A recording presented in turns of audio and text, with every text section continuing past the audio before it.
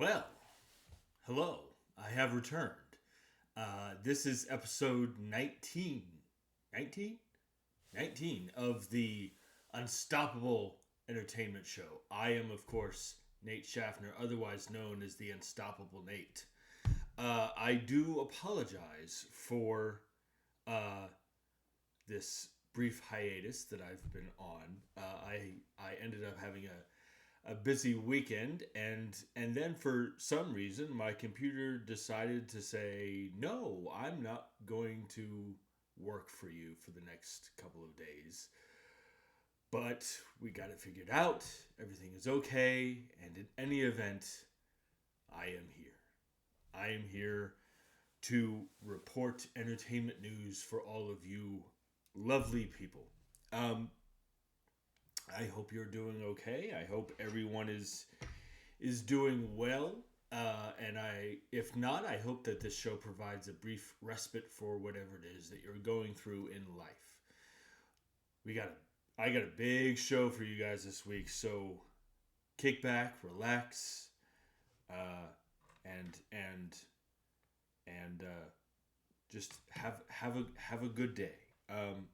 Before I get started, just wanted to remind everybody that if you like this show, hit that like button, hit that subscribe button, and spread the word and tell your friends. Also, if you have a comment, a question, or if you'd like me to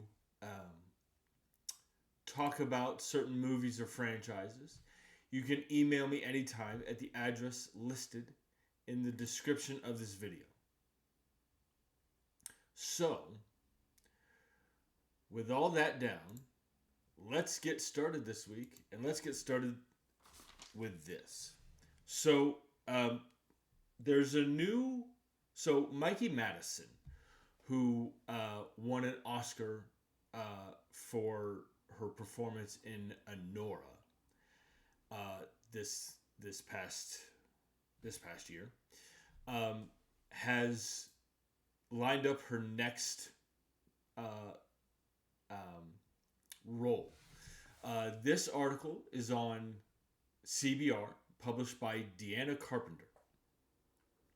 And about halfway down this article, it says, now, per the Hollywood Reporter, Mikey Madison has inked her first post-Oscar deal to star in a new, unique thriller called Reptilia, from writer-director Alejandro Landes Echevarria.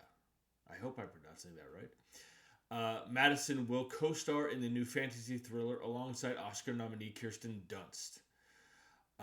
Let's see if it goes on. This article goes on to say that Reptilia tells the story of a dental hygienist who is seduced by a mysterious mermaid into the dark and wet underworld of Florida's exotic animal trade. Come on. That sounds so cool to me. You know, I love dark fantasy. I love fantasy is one of my favorite genres to begin with, but I really love dark fantasy and the themes that dark fantasy can deal with and the stories that it can tell. And this sounds like it's just going to go down that rabbit hole of what the fuck. This just sounds it sounds so mysterious and so up my alley. I'm wondering what that I'm wondering how that story will unravel. And it with a title like Reptilia, it also kind of sounds like it's going to be a bit of maybe a creature feature as well, which I also love. And obviously, Mikey Madison is a great actress, and I like the fact that she's picking interesting projects and not necessarily going. She's letting I'm trying to think of how to say it, but she's not. It doesn't seem like the fact that her Oscar win. It's not. It doesn't seem like she's letting that dictate where her career goes.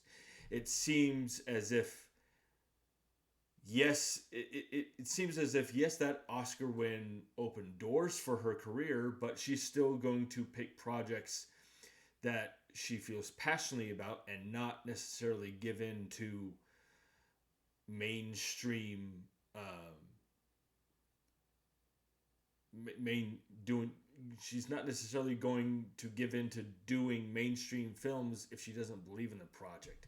I mean, hell, she worked with Quentin Tarantino. She was in Once Upon a Time in Hollywood, and she was great in that. And then she was also great in the Scream movie that she was in. So this sounds fantastic. She's a wonderful actress, and co-starring with Kirsten Dunst too. I mean, that's going to that's certainly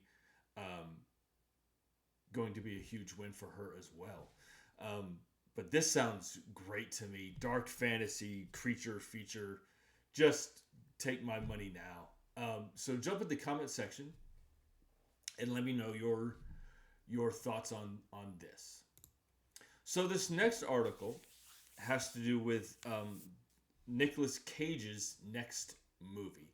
Nicolas Cage has certainly he's one of my favorite actors.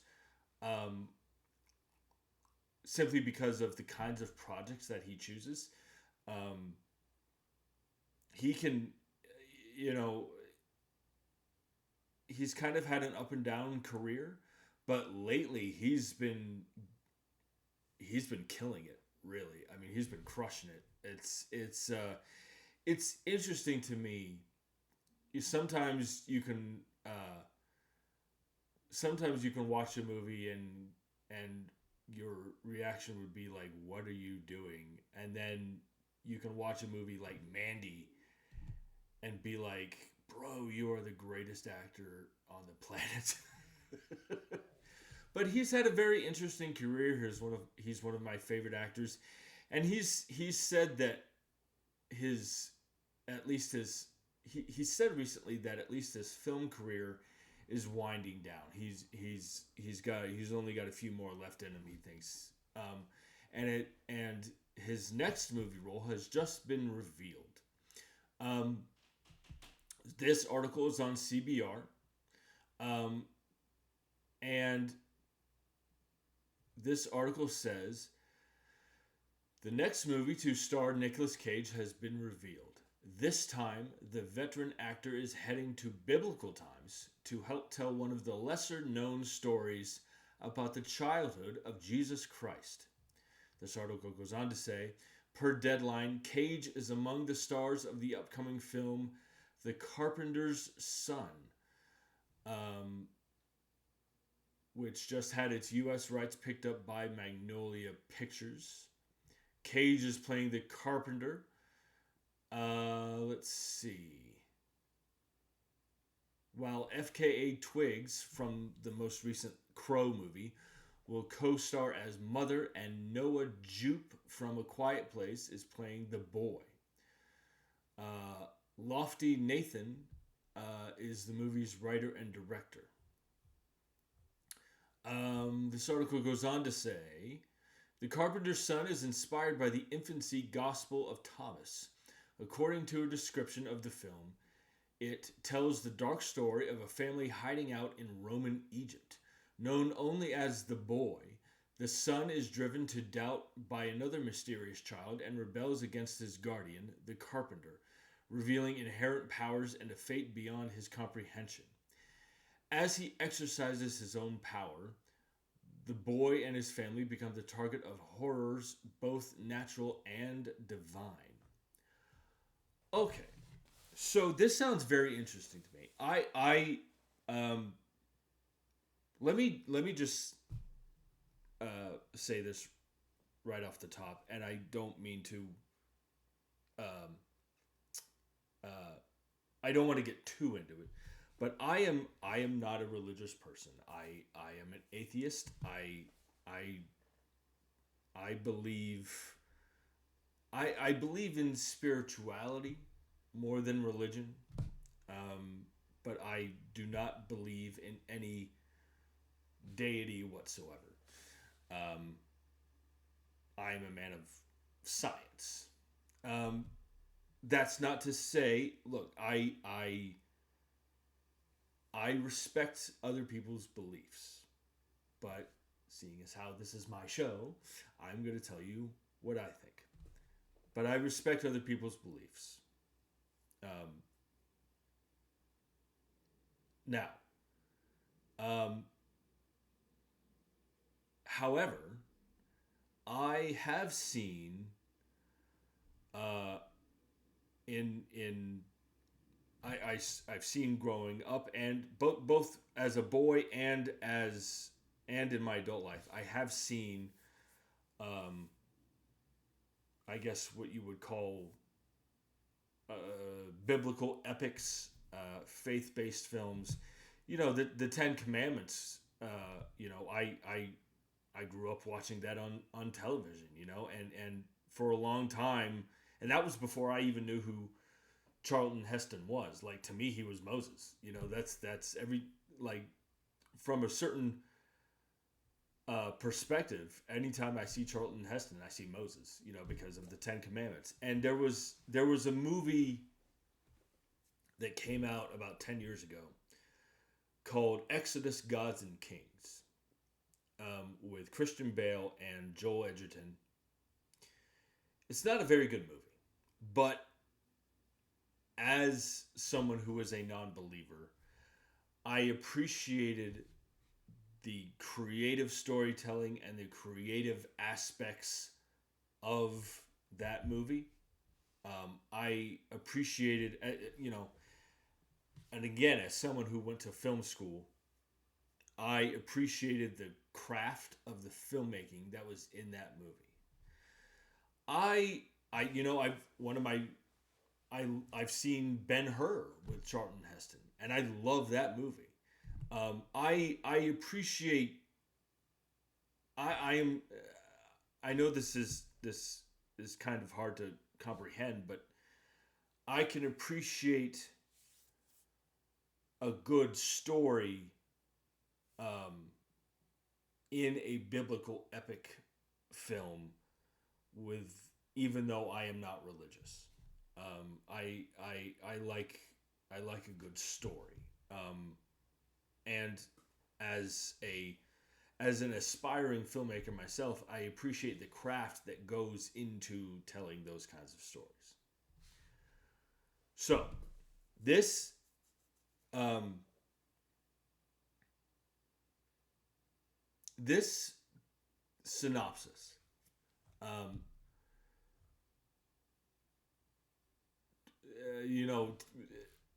a lesser known story about the childhood of Jesus Christ.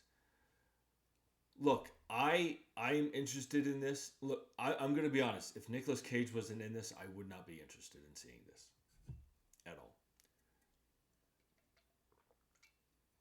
But because it's Nicolas Cage, and he has made some very interesting choices as an actor in his career, I am interested to see how this story will be told.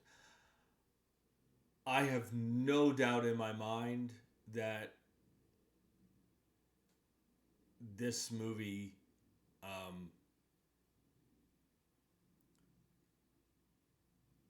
will aggravate some people.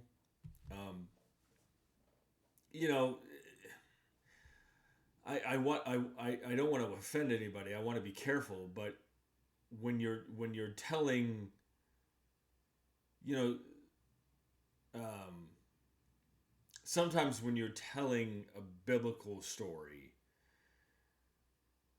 um, what was the Darren Aronofsky movie with Russell Crowe? Um, um, Hold on just a second. Um, Noah. Uh, Darren Aronofsky directed a film starring Russell Crowe called Noah, and I like that movie. I like that movie quite a bit. I can guarantee you it pissed a lot of people off. People who are religious people. Um, People who are religious. I mean, the unfortunate thing is, I feel like I feel like you're never going to please when it comes to people who are religious, and you're making a film about a biblical story. I feel like faith-based audiences, you're never going to please everybody. I don't want to offend anybody if I said that. Um, it's just that you kind of have to. I I I don't know. I think this movie is bound to aggravate some people. I'm interested in it. Nicolas Cage doing telling a biblical story, and seeing as I seeing as how Nicolas Cage is as an actor, it's bound to be very interesting and very maybe kind of off kilter a little bit. Um, I I'm interested in it because I'm interested in stories and I'm interested in the craft that goes into telling these kinds of movies. Um,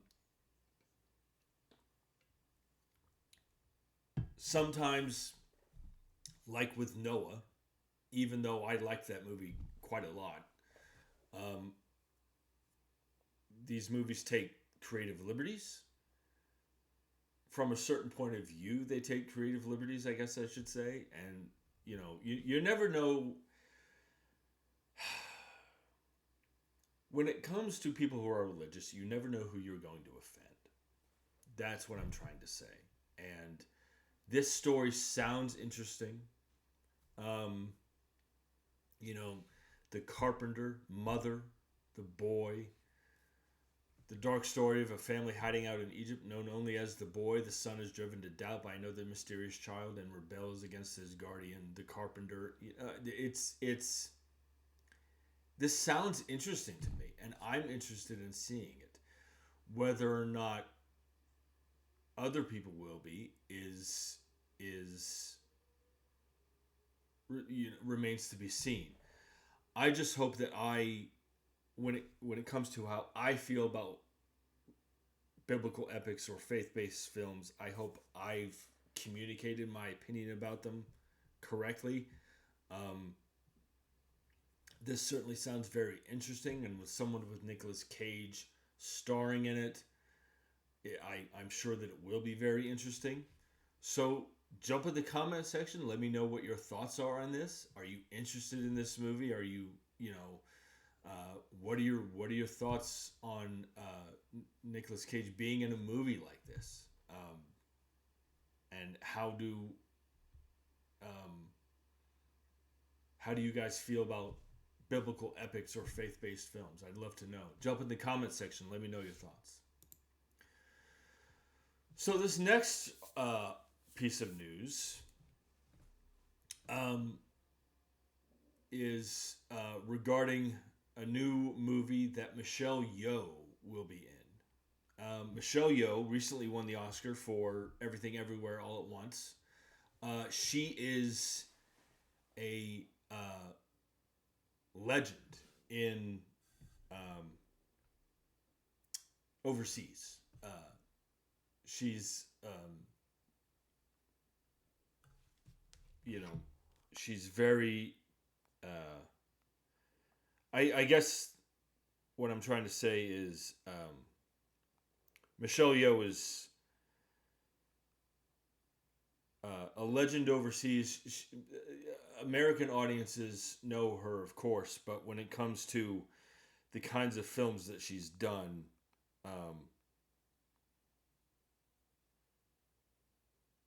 she she's starred in martial arts films. um, since the 80s, you know, and she's a legend, and I love her. I first saw her in the James Bond movie Tomorrow Never Dies, and then I've been a fan of her ever since. She was in the third Mummy movie with Brendan Fraser. So this article is on MovieWeb, published by Jonathan Fugue. Let's see.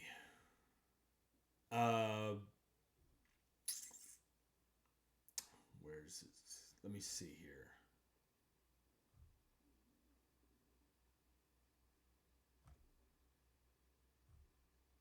Sorry. Let's see.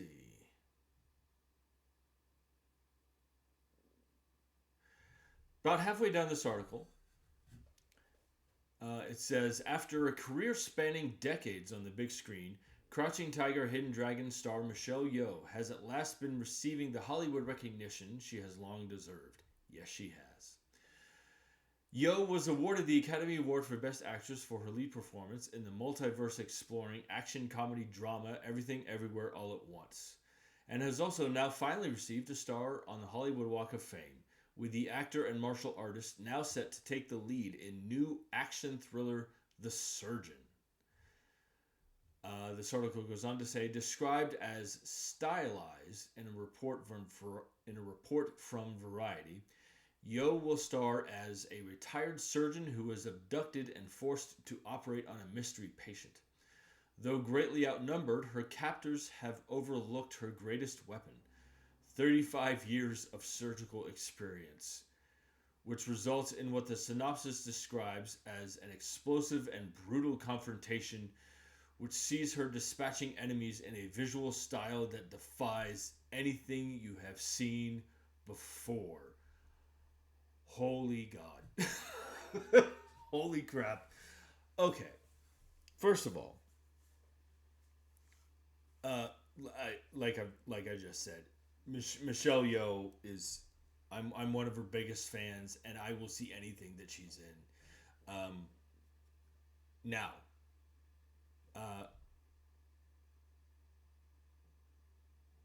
35 years of surgical experience, dispatching enemies with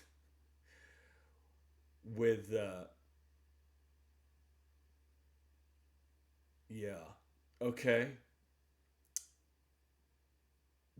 Okay, so I'm guessing.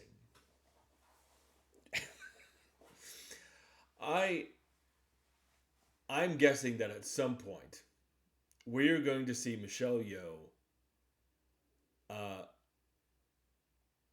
brutally dispatch people with surgical uh, equipment and do it as only Michelle Yeoh can do. And I am so in for that. I love. I don't know what this says about me, but I love watching action movies. I like, to me, the more violent an action movie is, the better. Um, it's one of the reasons why I love the John Wick franchise. You know, it's just so. I just I don't know what this. I remember as a kid, my dad used to be. My dad was concerned that I love action movies, that I love violent action movies, and I'm like, it just appeals to me, you know. So Michelle Yeoh, oh my gosh, this sounds like take my money now. I and if anybody has seen Michelle Yeoh do what she does, knows that this is going to be uh, brutal. This is going to be awesome, and I am so in. Now, I should point out, I just mentioned John Wick. This movie, The Surgeon, comes, like, the producers of the John Wick franchise are producers on this movie, The Surgeon. So maybe it's no surprise that this movie will be ultra violent. And I can't wait for it. and I think it's really cool that um, this it's really cool that again, like this article pointed out, Michelle Yeoh is getting the recognition in Hollywood that she so rightly deserves, and she's not getting pigeonholed into a certain type of genre of movies. This sounds awesome. I It would be great if this launches a franchise and Michelle Yeoh got her own franchise. That would be so epic and so awesome. I cannot wait for this. Michelle Yeoh dispatching people with surgical equipment in creative ways. Oh my lord. This is going to be awesome. Can't wait. Jump in the comment section and let me know your thoughts. Okay, so this next bit of news um, is regarding an upcoming thriller movie. This article is on Variety, published by Alex Rittman. And this article says the White Lotus survivor Carrie Coon, excuse me, and Pam and Tommy star Lily James are joining Guy Native's upcoming thriller Harmonia, alongside Bella Ramsey and Odessa Young. Let's see. This article goes on to say, written by Native, an Oscar winner for his short film Skin, and Noah Berman Herzberg, Harmonia is set in the 1980s and based on Native's grandmother's experience with an insidious cult. So what's interesting is that this is, I don't know, this is interesting. Okay. Grandmother's experience with an insidious cult. Rita, played by Carrie Coon, unraveling from past wounds, meets a radiant young spiritual leader, played by Lily James, after a chance encounter. Following her into the all-female commune known as Harmonia, Rita leaves her life and family behind until her daughters, Ella and Joe, played by Bella Ramsey and Odessa Young, embark on a dangerous journey to rescue their mother. Once immersed in the commune, they find themselves inexorably drawn into the leader's labyrinthine web of pseudo-spiritual and psychological manipulation. Whew. This, okay.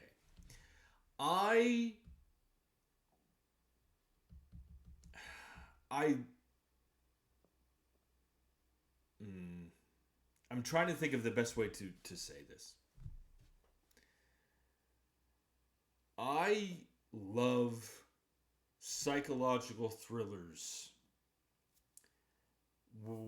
that where the characters get involved with what they think is one thing, and then they turn out, and then it turns out that it is completely a different thing than what they thought, and they have to figure out a way out of it. I love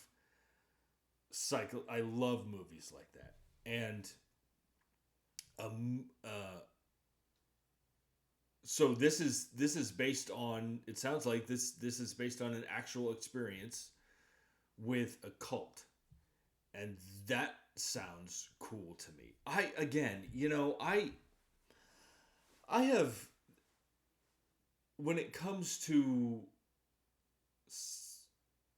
psychological or supernatural thrillers, I have very unique, and probably I have some sometimes I think that there's something psychologically wrong with me because of the kinds of movies that I like, and this is one of them. Okay. So this sounds awesome to me. I think this could be really twisted. Carrie Coon, I like. I haven't seen her in much, but I do like her. What gets me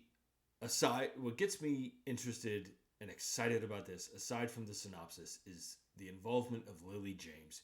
Lily James is, first of all, she's completely gorgeous. Second of all, she's a wonderful actress. Not that, uh, not that one is more important than the other. I'm just saying that the two go hand in hand. She's gorgeous and she's talented. I'm not trying to put one before the other. Lily James, I think I first saw her in the Mamma Mia movie that she did.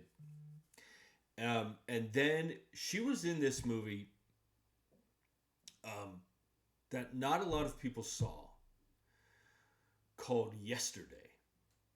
And it was a movie about.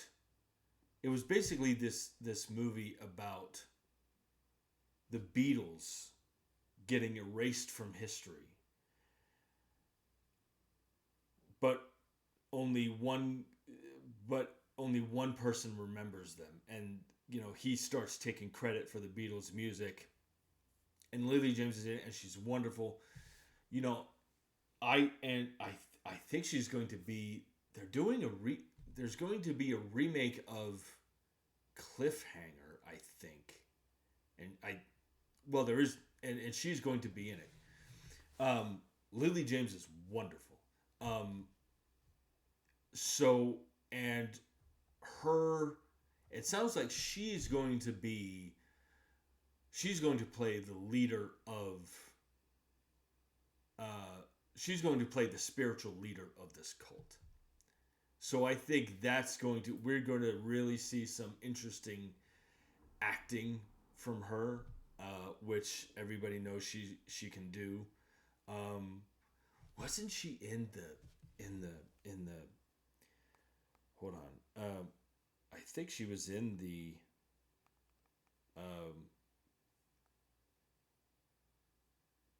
yeah, she played Cinderella in the live action Cinderella remake directed by Kenneth Branagh. And she was wonderful in that. This sounds so completely twisted to me, and I'm all in.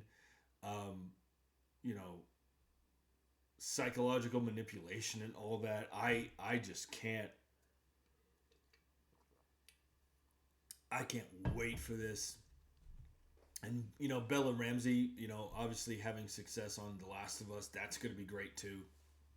This sounds awesome to me.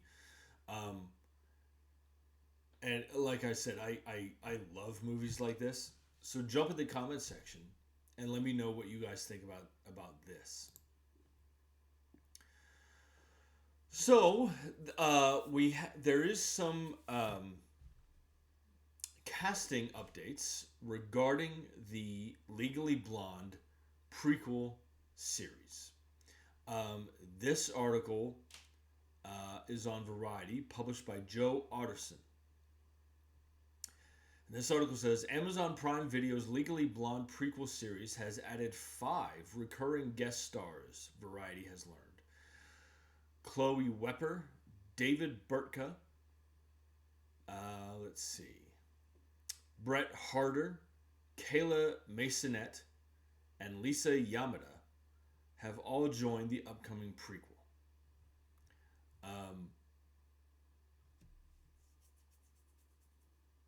So this, and this article goes on to say, as previously announced, the show will follow Elle Woods during her high school years. Okay, so I'm not too familiar with any of these cast members. Let's see. I'm a little familiar with David Burtka because he was on How I Met Your Mother. So my guess is that these cast members will play friends of Elle Woods, high school friends of Elle Woods, and they're going to,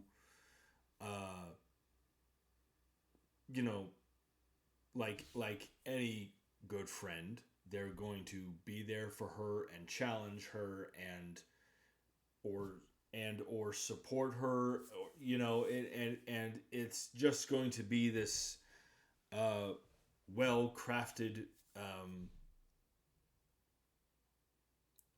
intricate network of friendships. And that I'm guessing that's what it's going to be. I could be completely wrong. And that's what I would kind of like to see, is that these, if what I'm thinking, if that's what it is going to be, I like the idea that Elle Wood's friendships in high school helped shape who she became, like how she became the Reese Witherspoon character. I like that. And it sounds as if this could be really good. I'm really looking forward to this show. It does say that. Oh, here we go. Read the article, Nate. Duh. Let's see. So, Chloe Wepper will be Elle's chemistry teacher, and high school cheer team choreographer Miss Burke. Okay, so that's cool.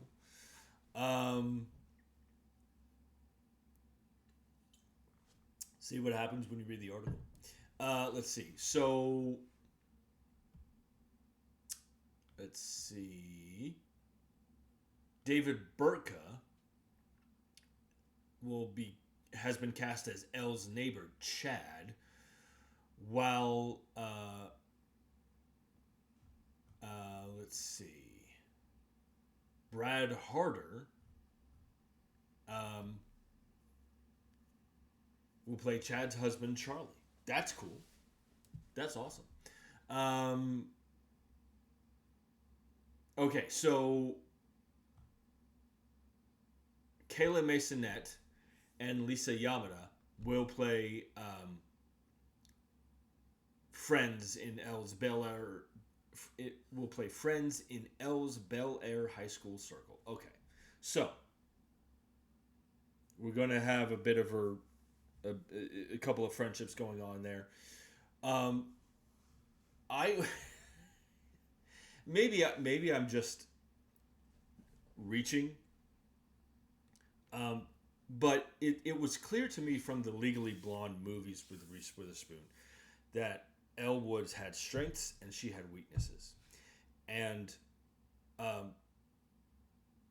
it's interesting that Chloe Wepper has been cast as Elle's chemistry teacher and high school cheer team choreographer.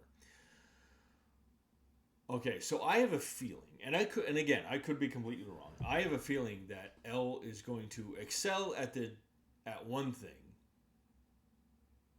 like chemistry teacher and high school cheer team. I have a feeling that Elle Woods is going to excel at one of those and not excel at the other. I have no idea. She's probably going to excel at chemistry, because that would make sense, I think, for her character. But I could be wrong. So there we go. So Tiffany and Amber will be played by Kayla Masonette and Lisa Yamada. So we have the trio of friends there. And like I said, maybe those friendships help shape who she becomes, who Elle Woods becomes. And this sounds really good. I'm looking forward to this series. I kind of like the Legally Blonde movies. I know that sounds weird to say, but it's I find them entertaining, and I'm looking forward to the show, and hopefully it's good, and hopefully it's on for a little bit. I know. I hope it is received well, and I hope it's good, and I hope people respond to it. So jump in the comments section and let me know what you guys think about this news. So this next bit of news is about a new movie that Jennifer Garner will be in. This article is on Deadline, published by Matt Grobar. Jennifer Garner is attached to star in Zygote, a sci-fi drama based on a short story by Alyssa Hill, who was on board to adapt the screenplay. Okay, so the author is adapting her own book into a screenplay. Let's see. This article goes on to say that the film centers on Parissa, an elite crisis negotiator who was sent 254 miles from Earth as a response to hostages on the International Space Station. Due to the unexpected nature of the expedition, Parissa quickly realizes this could be her final mission, as she is forced to confront the limits of her life's work alongside her own mortality. Okay.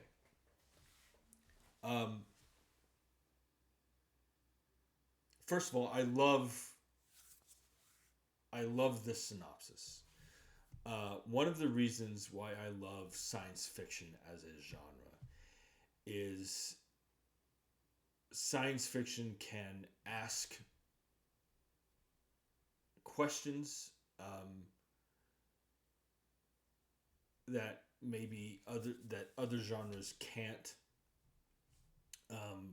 I also think that science fiction is an escapist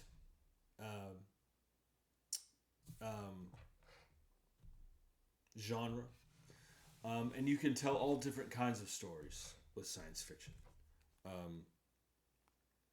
Hold on here. I want to make sure I'm getting this right.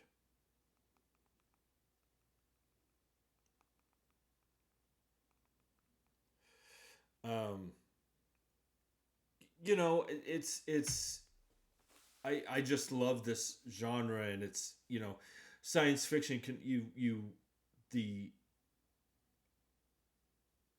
it also,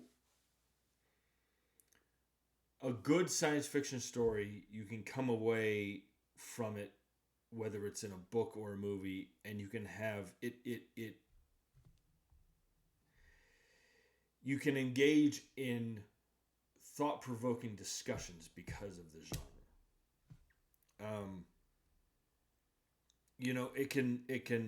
It's just, there's a sense of wonder about science fiction that I've always loved.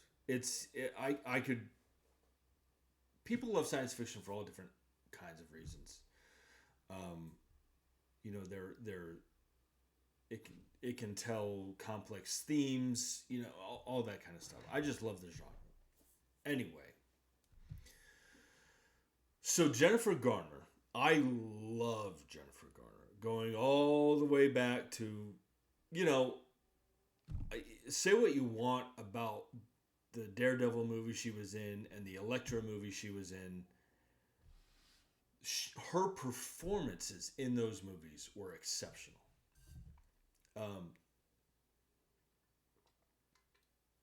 I think, and then she was great in Juno, with Elliot Page, and Jason Bateman and J.K. Simmons. She was even, I recently watched 13 Going on 30 for the first time, and she was wonderful in that. I was having a brief discussion with a family friend, Linda McNamara, about her favorite actresses. And she said that Jennifer Garner is one of her favorite actresses because she said that Jennifer Garner probably doesn't know how good she is. And I'm inclined to agree. Like, she can really disappear into a role, into a character. Now, so this story about an elite crisis negotiator sent to the International Space Station And realizing this could be her final mission, she is forced to confront the limits of her life's work alongside her own mortality. These are the kinds of things that good science fiction can do. It can tell two stories at the same time. You know, it's this character is confronted with one thing, and then she is faced, due to the nature of the mission, she is faced with her own mortality. And, you know, has she done enough in her life's work? Has, like, what does it all mean? Is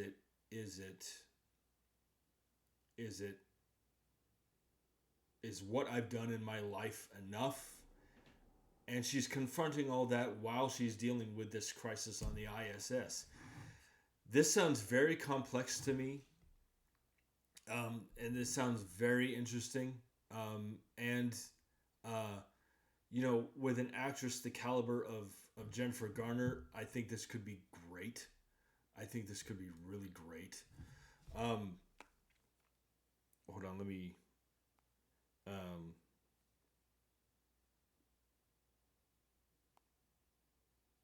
yeah.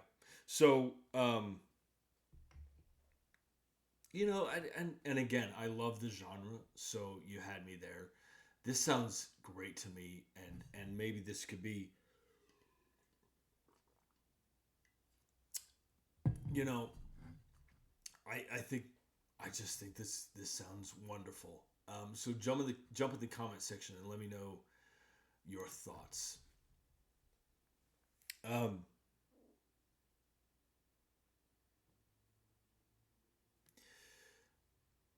Sorry, this next bit of news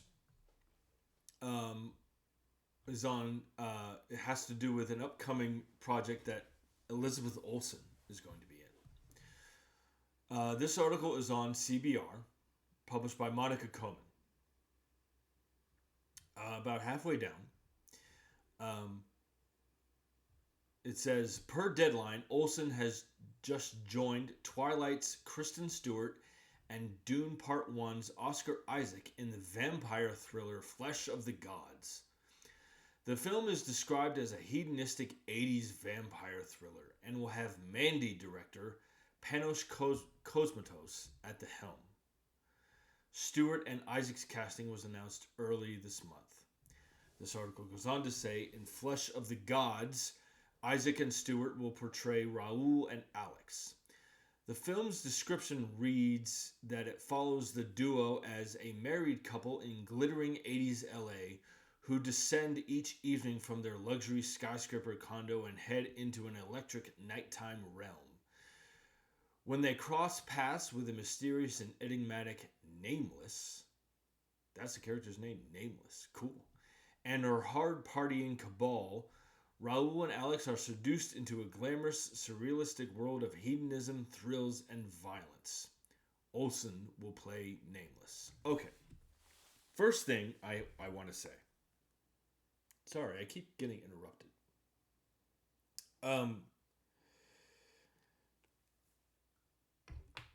Elizabeth Olsen has more talent in her left pinky than most actresses her age do. She is an incredible actress. And she's one of my favorite actresses of this generation. And I like Oscar Isaac very much too. I think he's very good. I'm going to say something unpopular, but it's my show, so I don't care. I think if you are judging Kristen Stewart's talent based solely on the Twilight movies, I think that's incredibly unfair. I think she is given the right material. She is very, very good.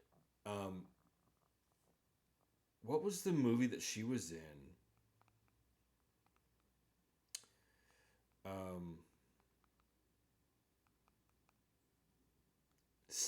She was in the movie Still Alice with Julianne Moore. And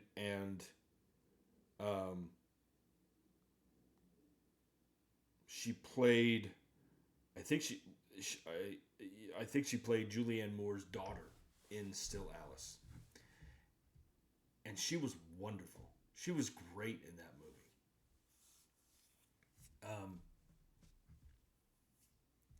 So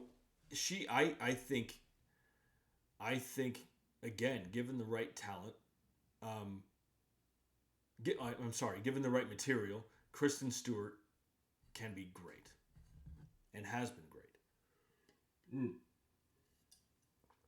Flesh of the Gods, a vampire thriller. You had me at vampire. You had me at vampire.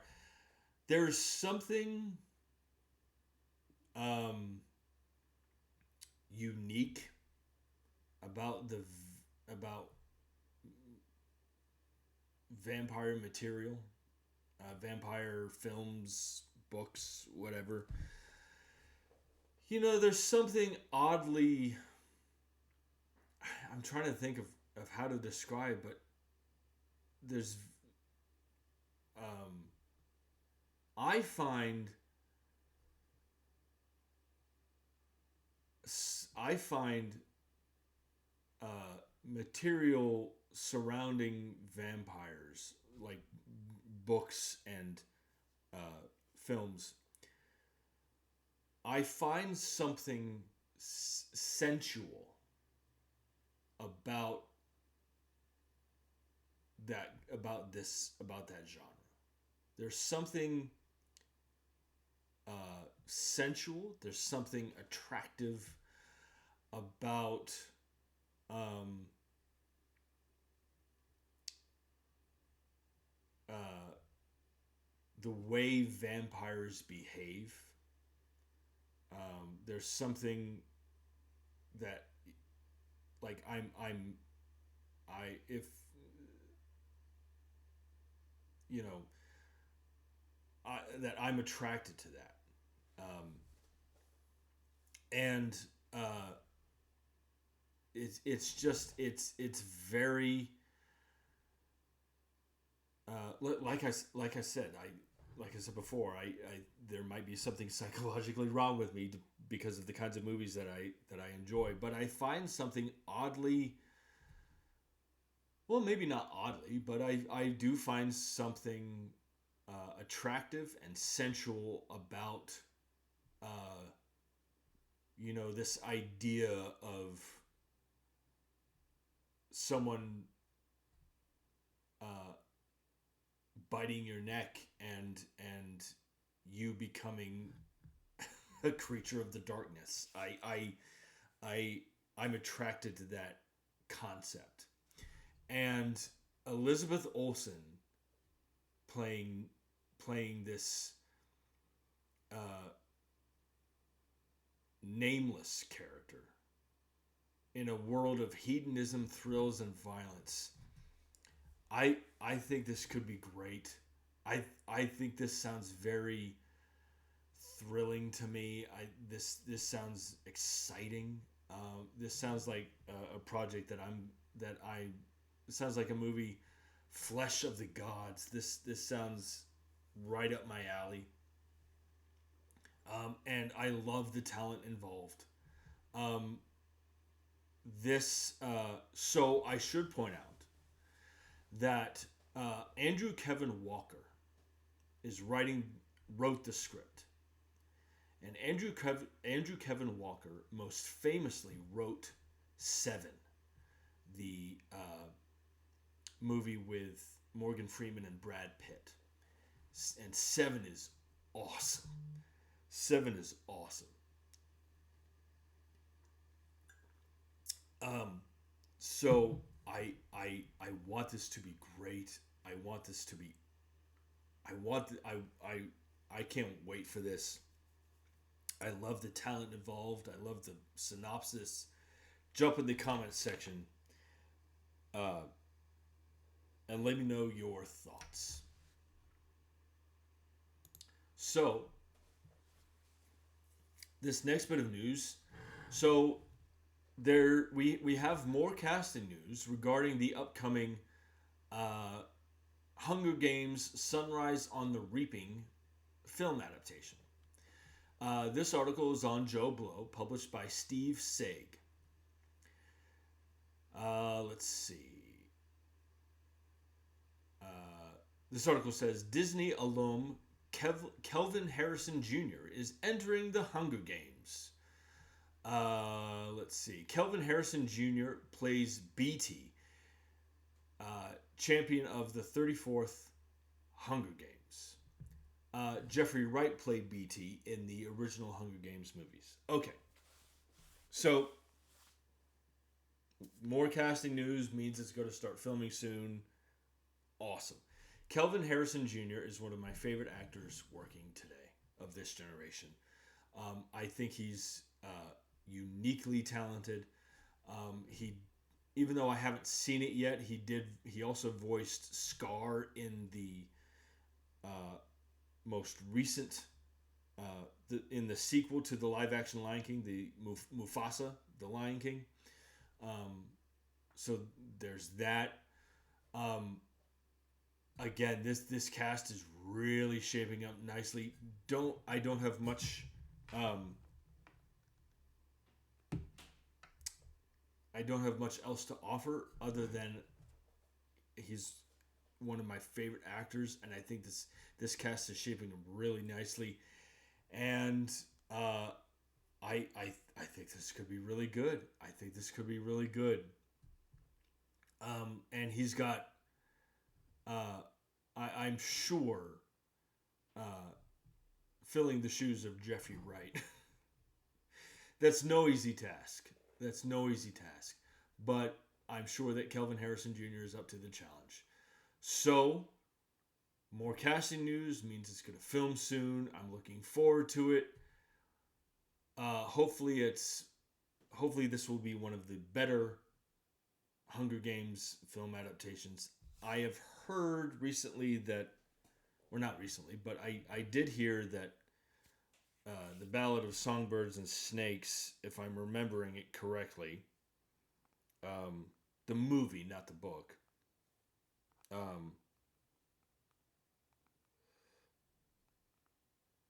I heard it was okay.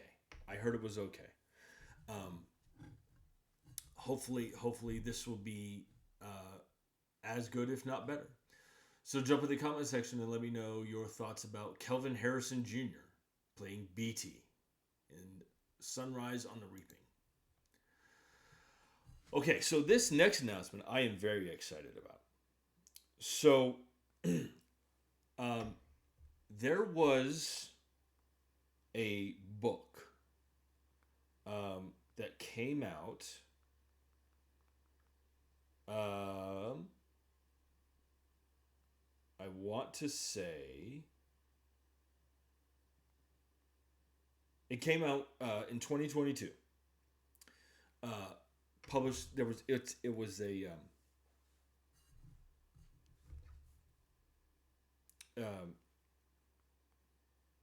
I want to make sure I get the genre right. Because it was kind of a mixture of genres.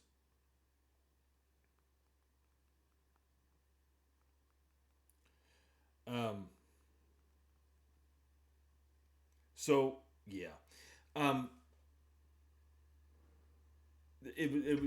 this book. There's this book that came out in 2022 called City on Fire by Dawn Winslow, and the reason I say it was multiple genres. It's this crime fiction, but it was also like a subgenre of it dealt specifically with the subgenre of gangster stories, gangster fiction. That's why I said that.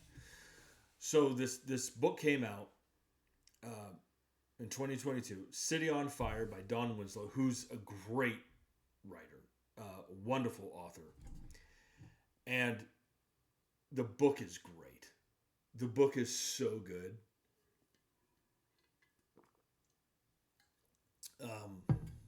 I need to read the other two in the trilogy. And it was, for those who don't know, it was announced recently that there is going to be a film adaptation. And Austin Butler is going to play the main character, Danny Ryan. And I have no doubt that Austin Butler is going to crush it. Because I read that book and I'm like, yeah, Austin Butler can play that. You know? And it's kind of a... The book is kind of a modern day retelling of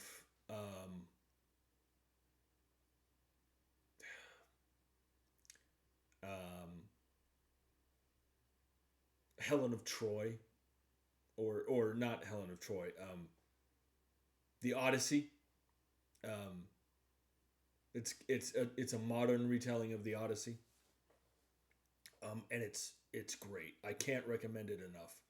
City on Fire by Don Winslow. Anyway, so there's going to be a film adaptation, and Austin Butler's going to play the lead character, Danny Ryan. And now,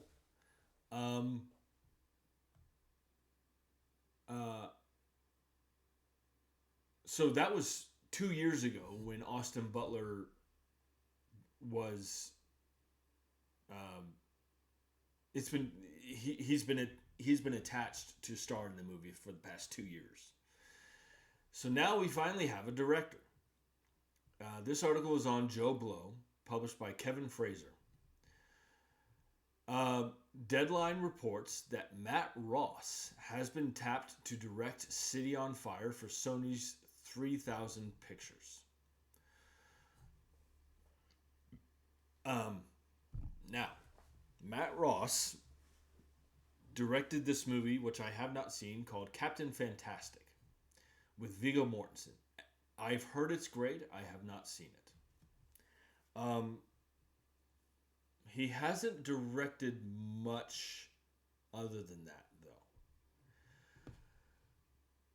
though. I don't... I'm trying to think of the best way to say this. There's not... If you read the book, there's not a lot of... It's a gangster crime fiction novel. So it's not a... This is not going to be a genre that relies heavily on visual effects, so it won't be challenging to make a movie in... It's not like this is going to be a big budget visual effects kind of movie. This is a crime fiction story. So what I'm trying to say is that it's not like Matt Ross is going from directing Captain Fantastic to doing a big effects blockbuster. I would be more concerned, because he hasn't directed much, I would be more concerned if he was jumping to one of those kinds of movies. But a crime, not, and I'm not saying this movie won't be challenging to make. I'm just saying that there's ways as a director to further your career, and I think Matt Ross is taking the right steps. He's going from doing a Captain Fantastic to doing City on Fire, and so this, I think he's the right person to do it.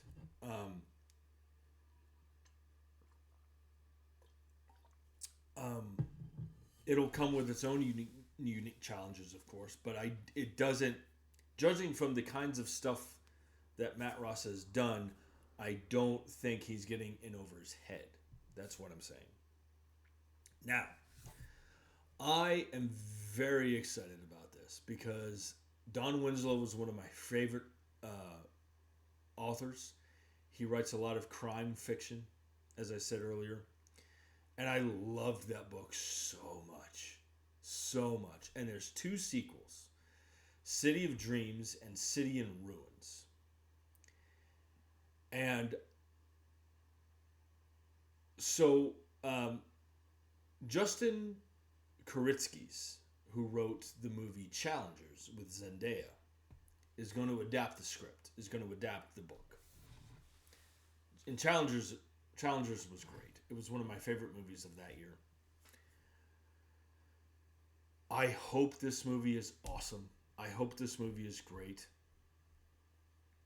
I have no doubt that Austin Butler's going to crush it because he's proven himself to be a incredibly gifted actor already, so young in his career. I hope this movie is great because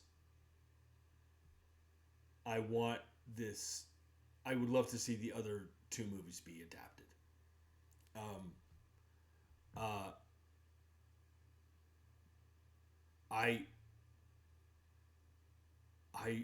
I think this could be really good. The book was great.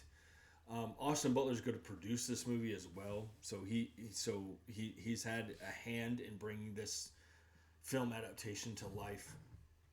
I am so looking forward to this. Oh my God. If you guys haven't read City on Fire by Don Winslow, go to your bookstore and pick up that book. It's so good. I cannot wait for this. Jump in the comments section and let me know your thoughts. So, this next bit of news is regarding another vampire movie, but in a different genre. This article is on Variety, published by Elsa Keslasi. And this article says that Kate Mara from House of Cards, she was also in this miniseries on Hulu called A Teacher. Kate Mara will star in the vampire romantic comedy She Kills Them, directed by Dan Clark. Let's see. This article goes on to say, She Kills Them sees Mara playing Chloe Jacobs, a woman in her late 30s living a dangerous double life. By night, she seduces and slays vampires as part of a secret government operation. By day, she's just another jaded New Yorker trying to figure out her personal life. But when she meets Eric, someone she actually connects with, her 2 worlds collide. Cool. That sounds cool. Again, you had me at vampires. I think it's a unique idea. Her playing a character that seduces and slays vampires as part of a secret government operation. I think that sounds cool. You know, and then she meets this guy and they connect and that could be really interesting. I think, you know, several things could happen in this movie. Like, is she going to leave the life behind? Is he going to be like, okay, cool, you're a vampire hunter, cool, that's awesome, you know? Is she going to abandon this secret government operation? You know, but I think that's a unique. Like, if it was just another, if you took that idea out and like her just seducing and slaying vampires and it not being a secret government operation, that wouldn't interest me at all. But I think that part, the fact that she slays vampires as part of a secret government operation, that could lend itself as an interesting idea within this story. how does the government feel about her meeting someone that she actually connects with, and stuff like that. I think that could really lead to some really cool character development and things like that. And I like that it's a romantic comedy too. This kind of, not that it was a romantic comedy, but I kind of am reminded of what's the movie, Renfield, where Nicolas Cage played Dracula. I'm kind of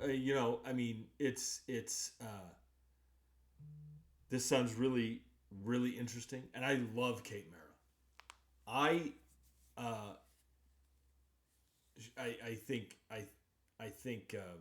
she's a very talented actress, and she's again one of my favorite actresses of this generation. She's beginning to become one of these actresses that I'll see anything that she's in.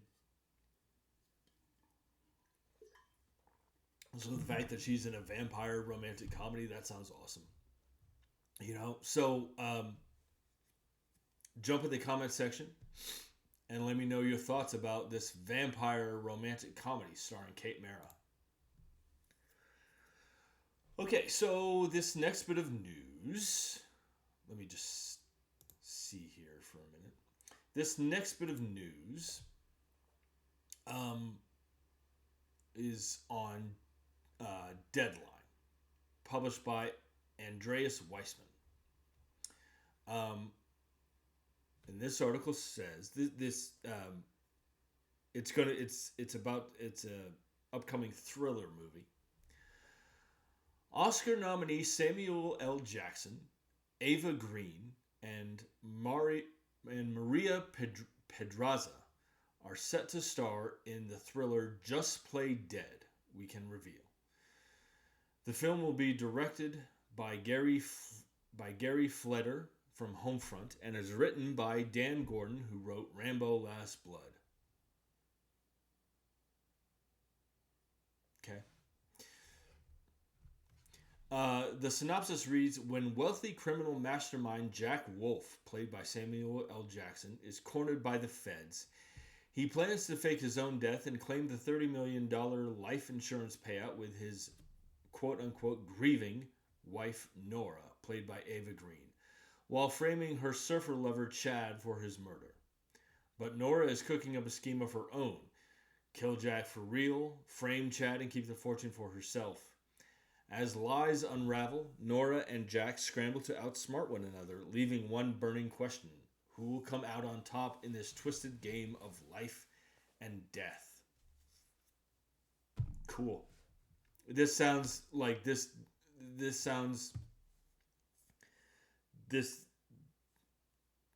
movie sounds like it's gonna go one way and then completely go off in all different kinds of directions, but in the best way.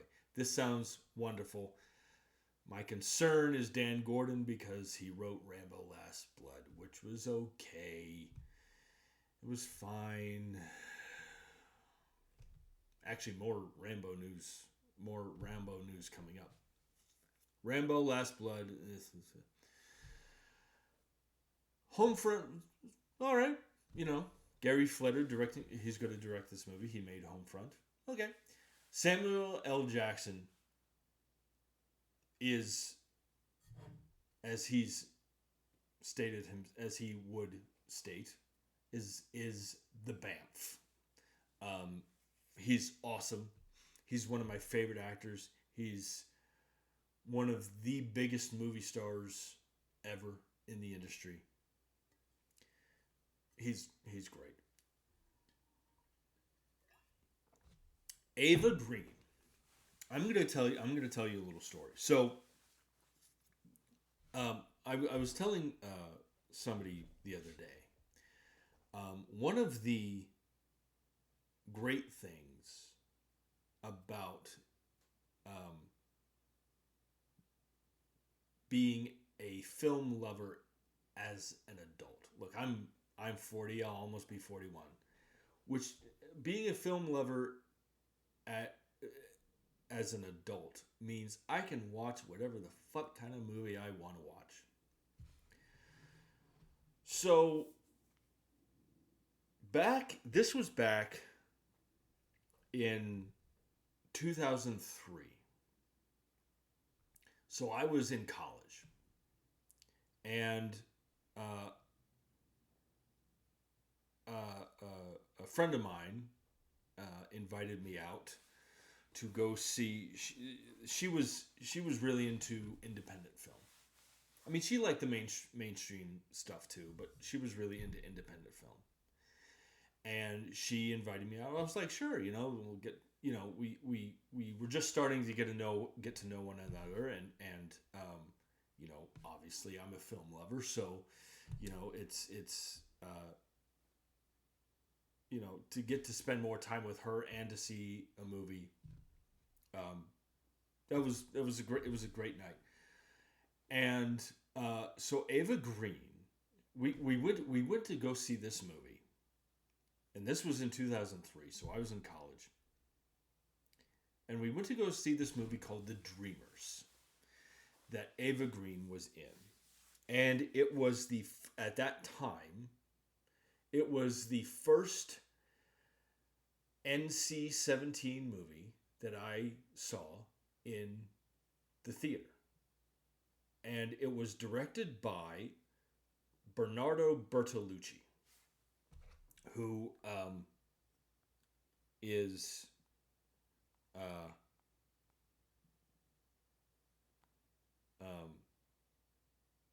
or I should say was, he was an Italian filmmaker, and it was a wonderful experience, and I loved the movie. And again, at that time, it was the first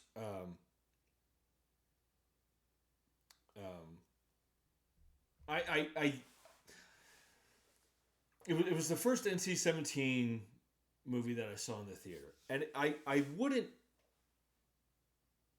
necessarily say I loved the movie. It was okay. It was decent. I would say that I loved the experience of seeing an NC-17 movie in the theater more than I love the actual movie, if that makes any sense. Like, it was one of those experiences where I thought to myself, oh, I'm a little older now, and these are the kinds of movies that I could be watching, even though I was only 18 at the time. It was just one of those experiences that you have where a whole new, an entirely different kind of movie had just, like, it just opened the door for me. It was like, oh, these are the films, I'm 18 now. I can watch these kinds of movies in the theater and not get, and that was, it was,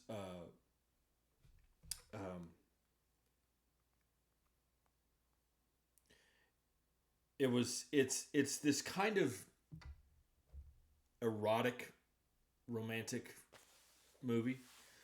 And again, it was one of those, like, the movie was okay, but I liked the experience.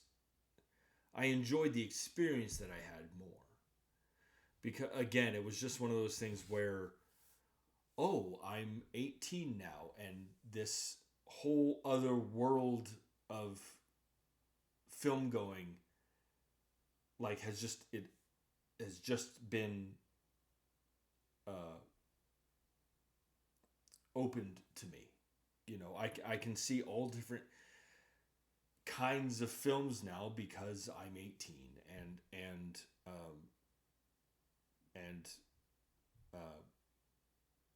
yeah, that's basically what I wanted to say. And that was the first movie that I saw Ava Green in. People,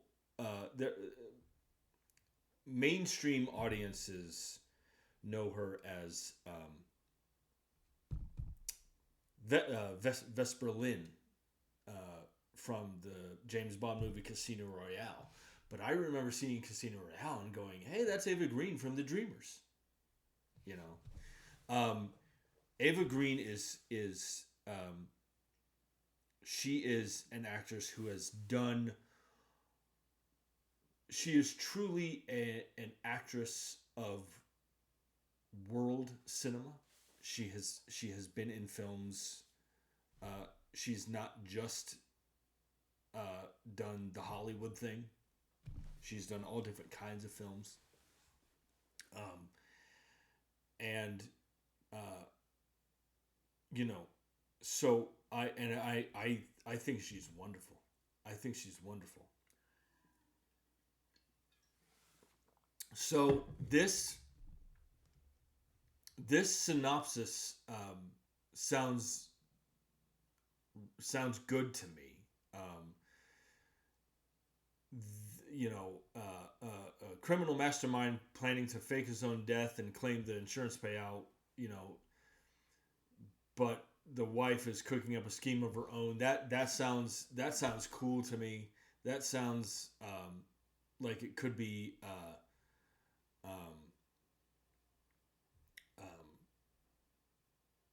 Like this movie could go in all kinds of different directions, like I said, and with and I'll say this too. I think Samuel L. Jackson is underrated as a dramatic actor. People just think of him as doing action stuff and being a movie star, but he's a quite capable dramatic actor. Obviously, from getting nominated for an Oscar for Pulp Fiction. And with an actress the caliber of Ava Green, I think those two are going to play off each other beautifully. I think this could be good, provided it's written better than Rambo: Last Blood. My God, I mean, it was okay. So the wife and husband scramble to outsmart one another. I think that could be good if it's well written. I hope it's good. And I love the cast. So jump in the comment section and let me know your thoughts about this. So we have a bit more of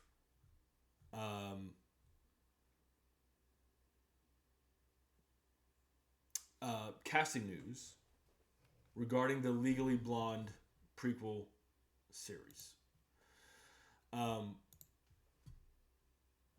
So this article is on CBR, published by Charlene Badassi, I'm going to say. Let's see. So about halfway down this article, let me see. This article does say per TV Line, the cast of Elle features a lineup of rising stars and familiar faces alongside Lexi Mindtree. Lexi Mindtree is going to play the young Elle Woods. Chandler Kinney from Pretty Little Liars Original Sin plays Kimberly, a sharp-tongued senior who has no patience for Elle's bubbly optimism. Jacob Moskowitz takes on the role of Miles, the school's golden boy who may just fall for Elle's irresistible charm. Let me see. So Gabrielle.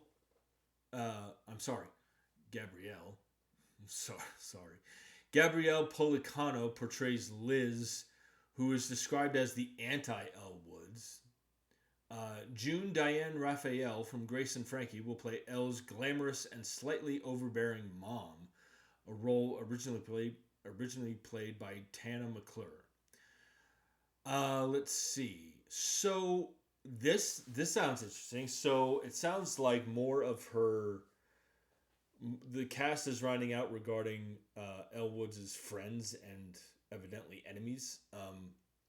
I like the idea of this Kimberly character having no patience for Elle's bubbly optimism.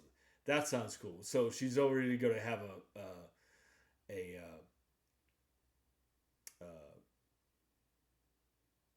a counter like Elle Woods is already having people that she's not getting along with, and that's cool. We're going to see how the optimism is going to bounce off this Kimberly character's pessimism. That sounds interesting. Um, I love this. Gabrielle Policano portrays Liz, who is described as the anti-Elle Woods. That sounds like it could be really cool. You know, I wonder how that relationship is going to work. And Miles, Jacob Moskowitz playing Miles, school's golden boy who may just fall for Elle's irresistible charm. I would love to see this Miles character kind of this Miles and Liz. Liz plays the anti-Elle Woods. Maybe he's Liz's boyfriend, but he can't resist Elle Woods' optimism and charm, and maybe he falls for her. That could be really interesting. That could be cool. Again, it sounds. I think it's great that clearly Elle Woods in high school, much like in the movies, she's going to have people that she gets along with and people who she doesn't get along with and people who hate her or don't like her or whatever. And that's kind of what I want to see is that these characters help shape who she becomes and shape how she grows and things like that. I'm looking forward to this anti-Elle. I can't wait to see what this Liz character, this anti-Elle Woods. I can't wait to see what she's going to be like. Oh my god! So jump in the comment section and let me know what you guys think about this. This little bit more of casting news regarding that. So this next piece of news is interesting. So, there is going to be a spin-off series about Creed, the character from the Rocky movies. So Michael B. Jordan was in I guess. So there were 6 Rocky movies starring Sylvester Stallone. And then, I think it was 2015, there was this movie Creed, which was great. And Ryan Coogler directed it. Michael B. Jordan starred as Adonis Creed. Sylvester Stallone was raw. Sylvester Stallone's performance in Creed was his best performance since the original Rocky. And when it comes to awards season or Oscar season, I am never one of these people that say he or she should have won or he or she shouldn't have won. Sylvester Stallone was nominated for Best Supporting Actor for Creed. And he should have won. His performance in Creed was so moving. And after the 6th Rocky movie, Rocky Balboa, we all thought he was done. Like, that's it. So to see him back as Rocky for a 7th time was so moving and so emotional, as was his performance. So, uh, the character of Adonis Creed, played by Michael B. Jordan, is getting a spin off series. This article is on CBR, published by John Dodge. This article says Michael B. Jordan's Creed follow up series, Delphi, lands a deal at Prime Video. Per The Hollywood Reporter, Michael B. Jordan has officially sealed a deal with Prime Video to produce a Creed spin-off series in cooperation with his Outlier Society production company and Winkler Films. The series, entitled Delphi after the Delphi Boxing Academy featured in all 3 Creed films, will be set within the confines of the gym and center around the budding young athletes who take to its iconic ring. Let's see.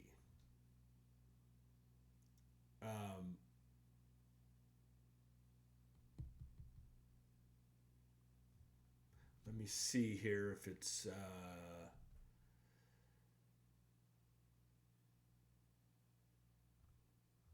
Okay, so there's no...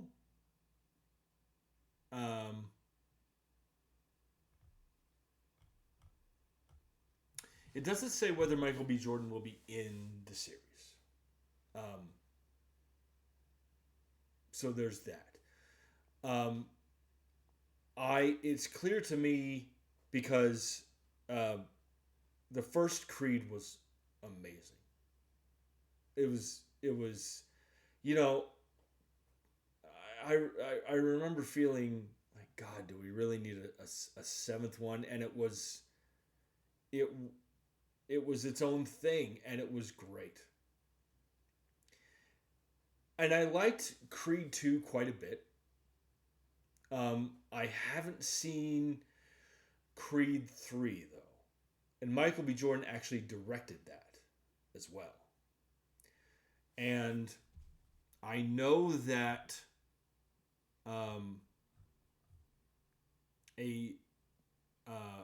following the release of Creed 3, it was announced that a 4th film was in development, but there's not much that has come out since then about a 4th Creed movie. But it's clear to me that Michael B. Jordan has a passion for the character of Adonis Creed, and a passion for the story. So it doesn't say whether he's going to star in it, but I think it's interesting that we're getting this character on the small screen. I think that could be, or maybe we're not getting, maybe it's just going to be a spin-off and be its own thing. But either way, it's interesting. I like this.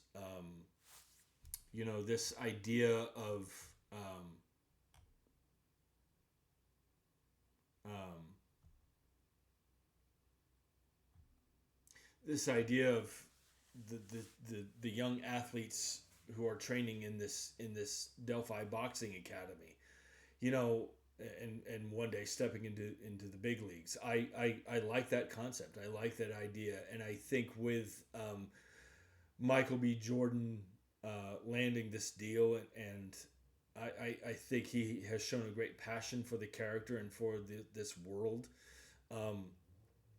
And I think this could be really good. So we'll see what happens. Hopefully it lasts a while. Hopefully hopefully it'll be good. So jump in the comment section and let me know your thoughts on a Delphi Creed spin-off series. It sounds really interesting to me. And maybe we could see Michael B. Jordan pop up here and there. Who knows? So this next bit of news is really interesting. So, for those who don't know,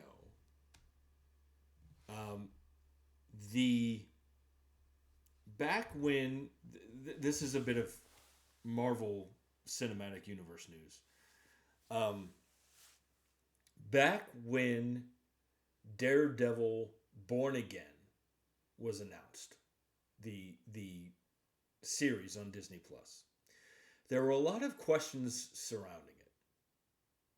Well, I guess there was one question surrounding it, and that was, would it be a continuation of the Netflix series, or would it be its own thing? And by the way, I loved the Netflix series. Oh my god, that show's awesome.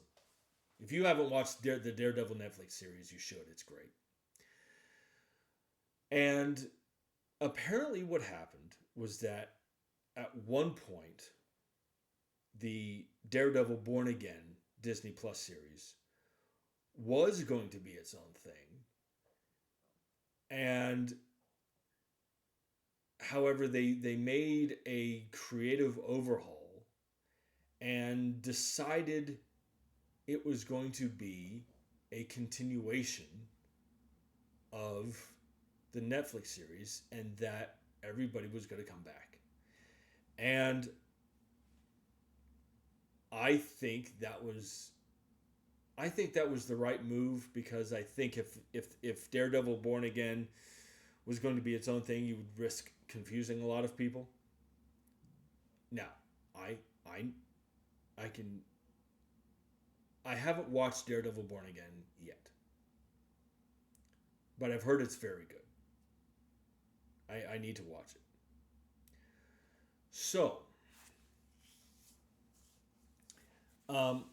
there is casting news regarding Daredevil Born Again Season 2.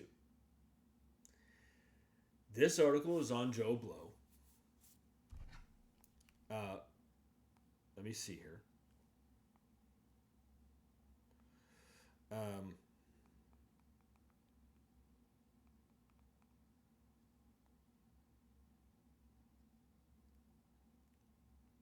This article is on Joe Blow, published by Kevin Fraser. Well, it's official. Kristen Ritter will return as Jessica Jones for the second season of Daredevil Born Again.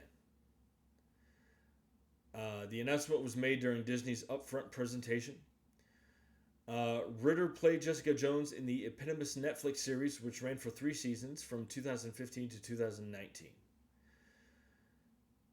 The show followed the ex-superhero turned private investigator as she opened her own detective agency, Alias Investigations.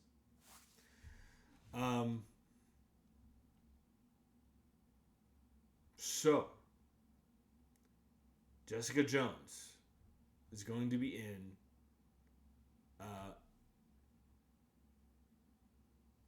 Daredevil Born Again Season 2. I assume, and I could be off because they haven't made an official announcement about it yet, but I assume that she will play the same, like the Daredevil Born Again Disney Plus series is a continuation of the Netflix series. And I'm assuming that they're doing that because Jessica Jones is returning for Daredevil Born Again Season 2. I'm assuming that they're doing the same thing with her character, is that Daredevil Born Again Season 2 will acknowledge the Jessica Jones Netflix series. I have not watched the Jessica Jones Netflix series. I have heard it's great. I need to watch it before, obviously, I watch Daredevil Born Again Season 2. And I think this is great. You know, you bringing in certain characters from past shows and acknowledging past shows' existence in the MCU. I think that's wonderful. I haven't seen the Jessica Jones series, so I don't have much to say about that. But the idea that they're at least with Daredevil and Jessica Jones, the idea that they're bringing these characters together again is wonderful news, and bridging those two worlds is great. So we'll see what happens with that, and what is their relationship going to be. I think that's very intriguing, and I'm really looking forward to it, and I need to sit and watch Daredevil Born Again Season 1. So what do you guys think about Kristen Ritter coming back as Jessica Jones for Daredevil Born Again Season 2? Jump in the comment section and let me know your thoughts. So, last week, I talked about this upcoming movie that director Mark Forster will be doing called Anxious People, that is going to star Angelina Jolie. It's based off of a book. And we have some more casting news regarding that.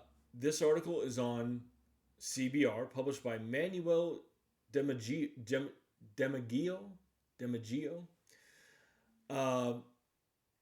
On the heels of her breakout performance in The White Lotus, Amy Lou Wood has now joined director Mark Forster's adaptation of Anxious People. Based on the Frederick Backman novel, the film casts Wood as a robber who unwittingly takes strangers hostage after a bank heist gone wrong.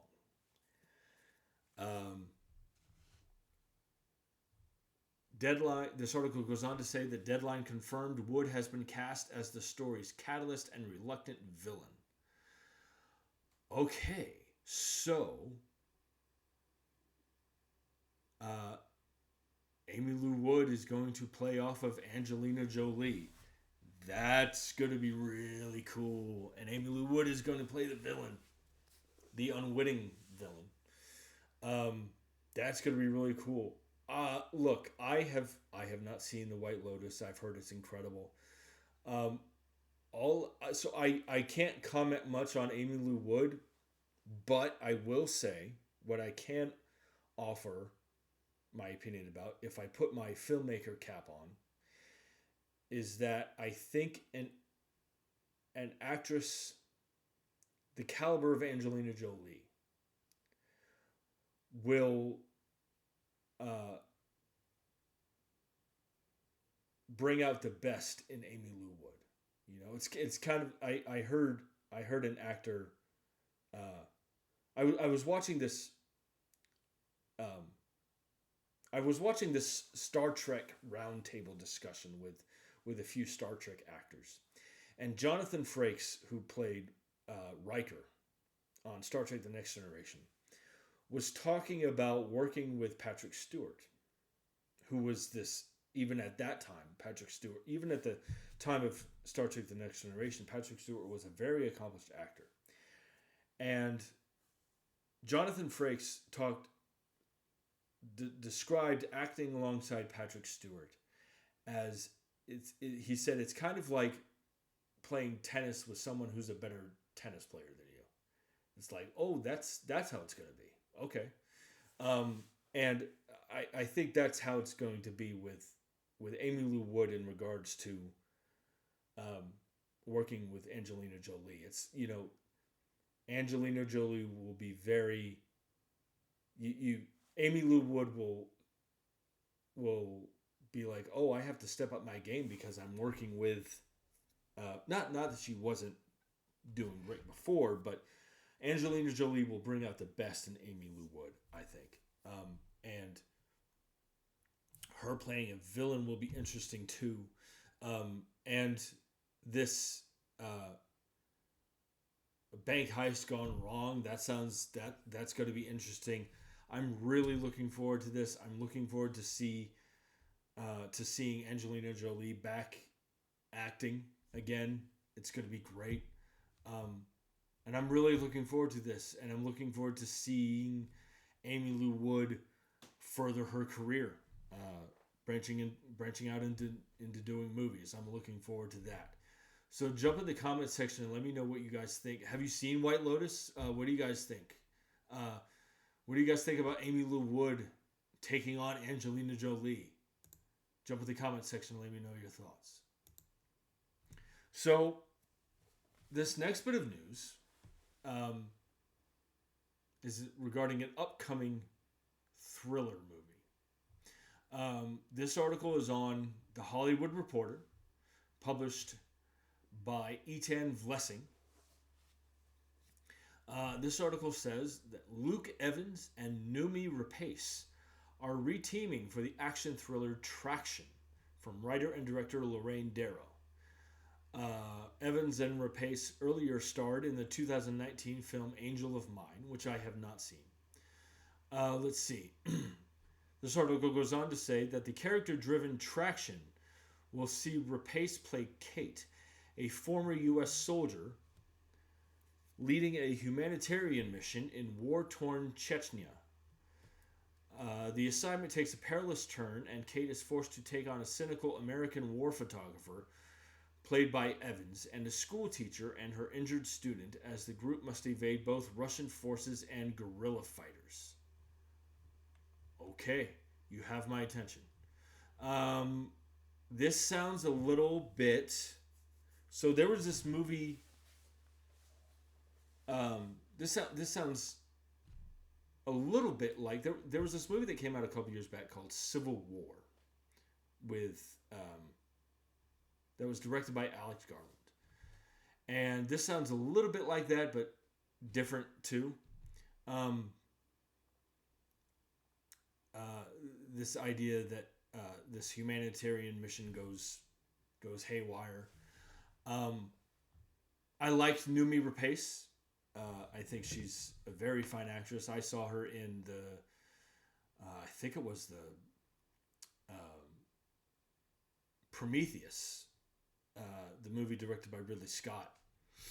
And then I saw her in the Sherlock Holmes movies with Robert Downey Jr. Luke Evans I love. Luke Evans is one of my favorite actors.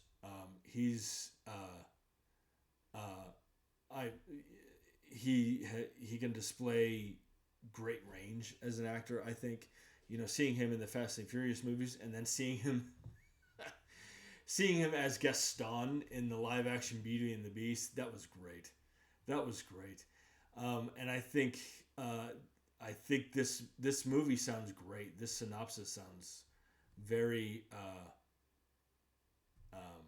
intense, and I think both actors are more than capable of giving standout performances in this movie. And this sounds great to me. Luke Evans can do all kinds of stuff. He's very talented, as is Noomi Rapace. So I like this idea of I like the synopsis of this humanitarian mission and then it all goes wrong, and they have to protect each other in a war-torn country. I like that. It sounds like it's going to not. It sounds like it's going to turn into a war movie. Like it does. It's not going to start as a war movie, but it's going to become that. And I like that. I'm very intrigued by that. So jump in the comment section and let me know your thoughts about this. So, give me just a second here. So this next bit of news is this. So there's going to be a biopic of sorts about the Maserati brothers. That's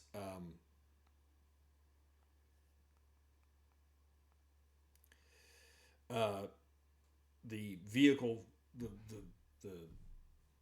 car manufacturer, and it's going to be a biopic about the Maserati who founded the car manufacturer. And there's big casting news regarding that. This article is on The Hollywood Reporter, published by Chris Gardner. This article says Al Pacino is racing off to join the cast of Bobby Moresco's Maserati, The Brothers. Per intel sent by the producers Thursday in Cannes, that's the Cannes Film Festival, the second and final phase of filming will start in Rome in June, and the filmmakers are eyeing a fall debut. Maserati, The Brothers, chronicles the rise of the Maserati family and their legacy in the world of automotive innovation. Pacino will portray businessman Vincenzo Vaccaro, a champion of Maserati family and an early investor in the auto dynasty. In the biopic produced by Andrea Ervolino, Pacino and newly cast actors Gina LaPiana and Tatiana Luter join previously announced cast of Anthony Hopkins, Andy Garcia, Jessica Alba, Michelle Morone, and Salvatore Esposito. So, okay, first of all, I'm not a car guy. I never have been, never will be. But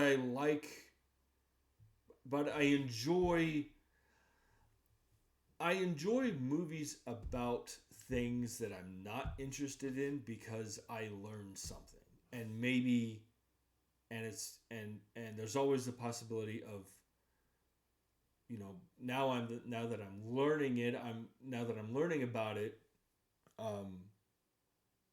it could become an interest of mine. So I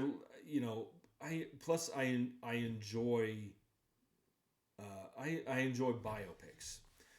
So, you know, it reminds me of going to see me and my wife Katie went to go see Ford v Ferrari, and we loved it. That movie's great. And then there was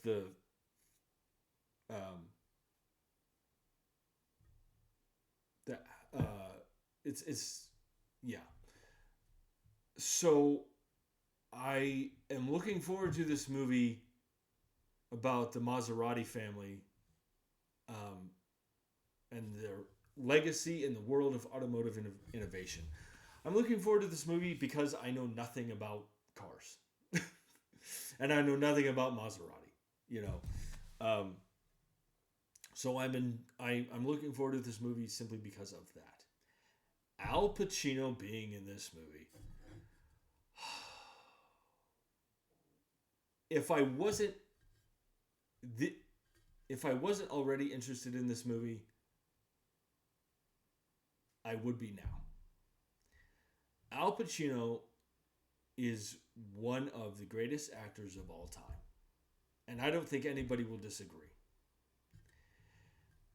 And so the fact that you have an actor of his caliber being in this movie, it kind of, at least it says to me, when you get an actor the caliber of an Al Pacino, that says to me that the material, that the script is great, that the script is good. And I hope it is. I hope,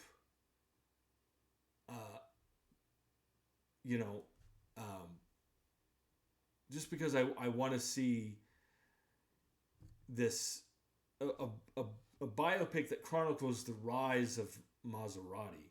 I want to see that done well, simply because I know nothing. I know nothing about, like I said. So I would hate to see the story be mediocre. I want to see it done well. And Al Pacino being in this movie, that man,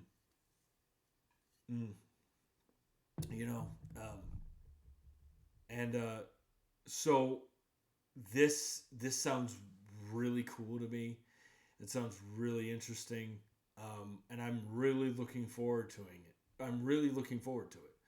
So jump in the comment section and let me know your thoughts about a movie based on the rise of Maserati and Al Pacino being in this movie. So this next bit of news has to do with an upcoming crime thriller. This article is on Deadline, published by Matt Grobar.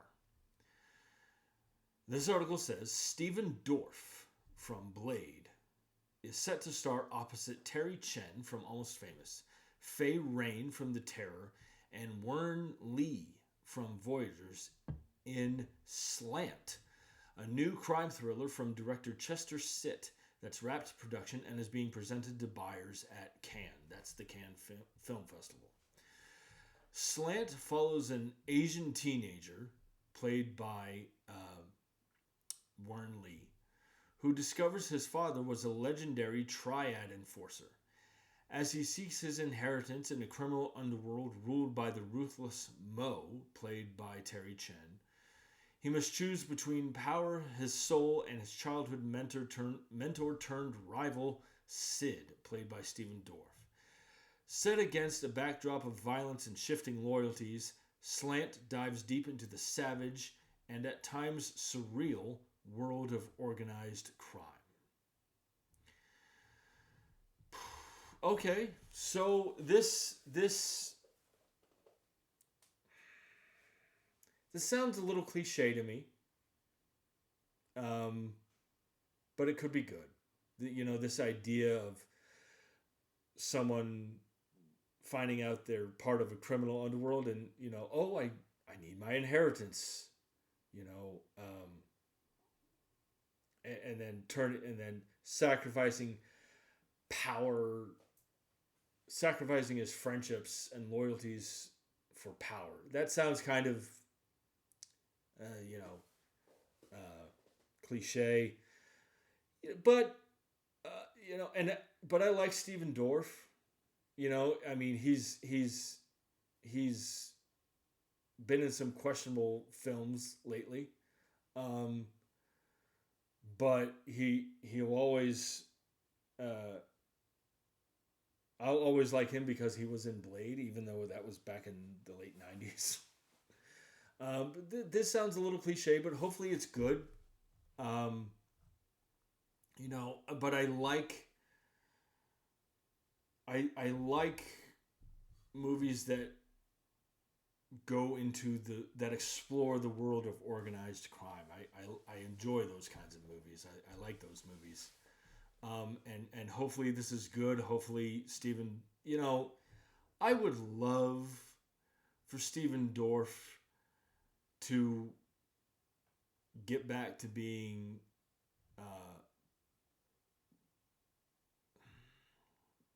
a well-known actor. I would love for that to happen.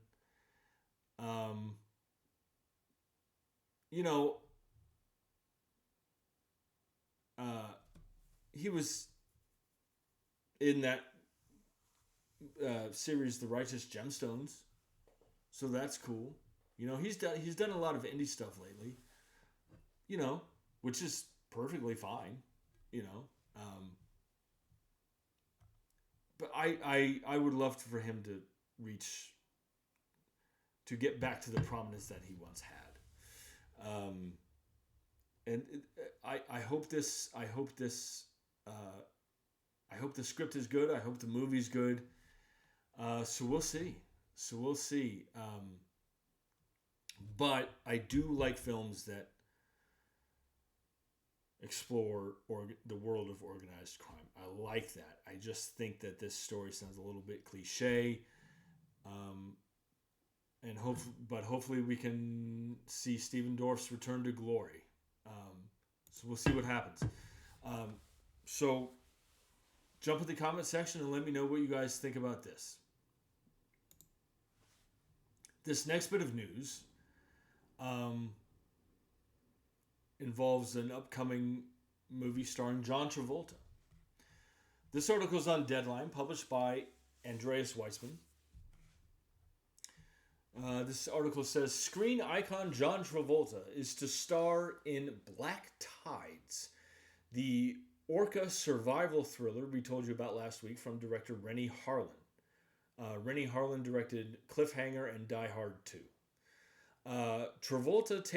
This article goes on to say, Travolta takes on the lead role of Bill Pierce, an estranged father whose attempt to reconnect with his daughter and grandson turns into a harrowing battle for survival when their boat is attacked by rogue orcas off the southern coast of Spain. Okay. Again, this sounds kind of cliche to me, this idea of an estranged father trying to reconnect with his family by taking them on a boat trip. Okay. So my guess is at some point they'll get attacked by these rogue orcas, and that attack will bring the family closer together.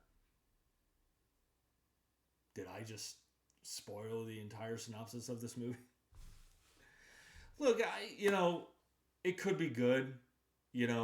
Rennie Harlin has kind of, as a director, he's kind of fallen off the tracks a little bit. I mean, he hasn't reached nearly. I mean, not that Cliffhanger and Die Hard 2 are good, but that's, he's kind of fallen off the tracks since then. And John Travolta is someone else.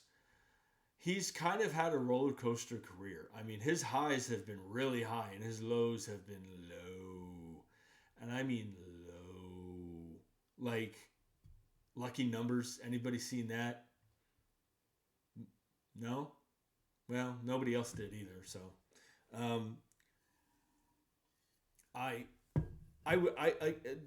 so I would love for John Travolta to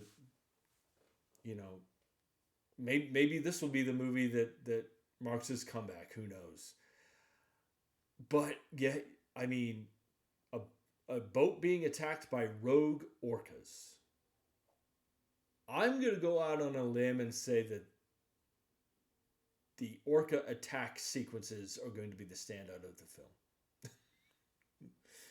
I'm just going to go on a limb and predict that. So we'll see. This could be good, and hopefully it is, and hopefully it's another win for. Hopefully it's a win for John Travolta and a win for Rennie Harlin. So we'll see what happens, but I don't have much faith in this. But seeing orcas attack a boat with people on it, I'll see that, So jump in the comments section and let me know your thoughts about this. So this next bit of news. So Toni Collette, who is a wonderful actress, has been very busy as of late, and according to this article, she has lined up another project. This article is on Deadline, again published by Andreas Weissman. This article says that Sarah Paulson and Toni Collette are set to star as estranged sisters whose reunion sets off an emotionally volatile chain of events in Mother Courage, the feature directorial debut of American Horror Story and the assassination of Gianni Versace actor Cody Fern. Now, here's the casting that interests me.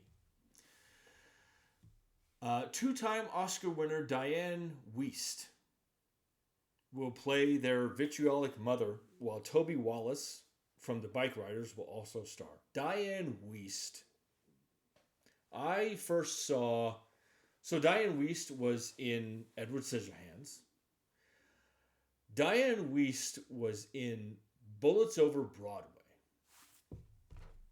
which I believe was directed...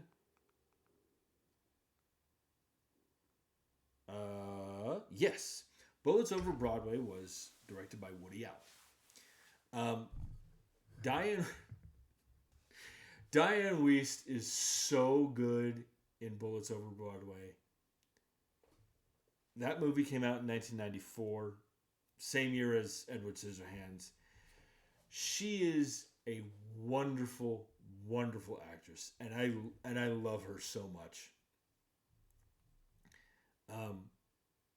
If you haven't seen Bullets Over Broadway, do yourself a favor. Of course, after watching this show, uh, find Bullets Over Broadway and watch that. Toni Collette, that you had me at her casting. Um, I like Sarah Paulson just fine. Um, you know, I haven't seen much that she's in, to be honest. Um, Toby Wallace coming off The Bike Riders, which was a great film. That sounds that you know. I have no doubt he's going to be good. This idea of estranged sisters whose reunion sets off an emotionally volatile chain of events. This reminds me of what was the I'm forgetting the um,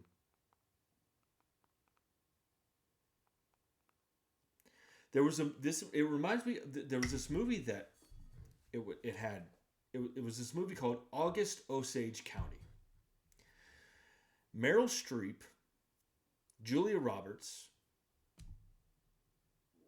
Ewan McGregor, Chris Cooper. The movie's kind of a downer, but it's great. Well, I wouldn't say great. It's pretty good. It's pretty good. It's kind of a downer, but it's pretty good. Like, you just want to cry after watching it. So an emotionally volatile chain of events. I like these kinds of movies where, you know, a family tries to make it work, but they just can't, and it just sets everything just gets blown out. Everything gets blown up, and I like those kinds of movies.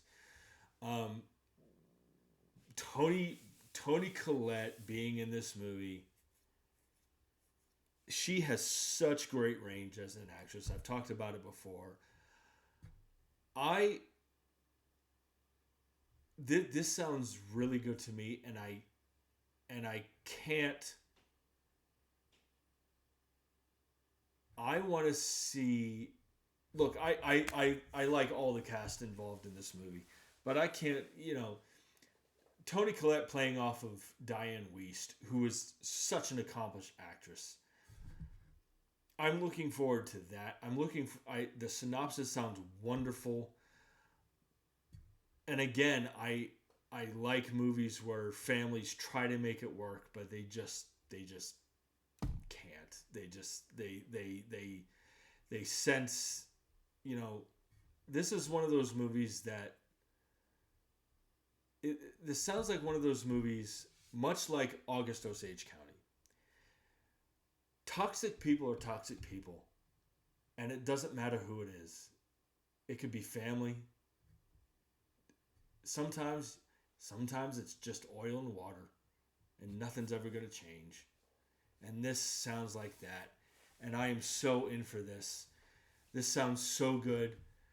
Jump in the comments section and let me know your thoughts about this. So, we have a bit more casting news regarding the Legally Blonde prequel series. And this casting news is interesting to me. This article is on Variety, published by Joe Otterson. James Van Der Beek has joined the Legally Blonde prequel series at Amazon Prime Video, Variety has learned. Van Der Beek will appear in a recurring guest star role in the series, which is titled L. Van Der Beek, this article goes on to say that Van Der Beek will play Dean Wilson, described as the city's new mayoral candidate and current school district superintendent. Okay, so first thing, and I have absolutely no shame in admitting this. I don't care.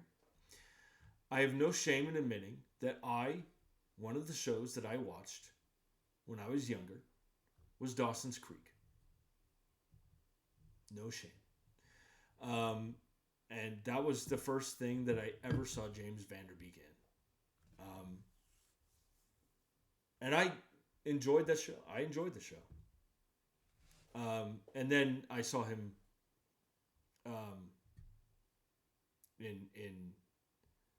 in other films, Varsity Blues, and I think it was in Jay and Silent Bob Strike Back. He's a good actor.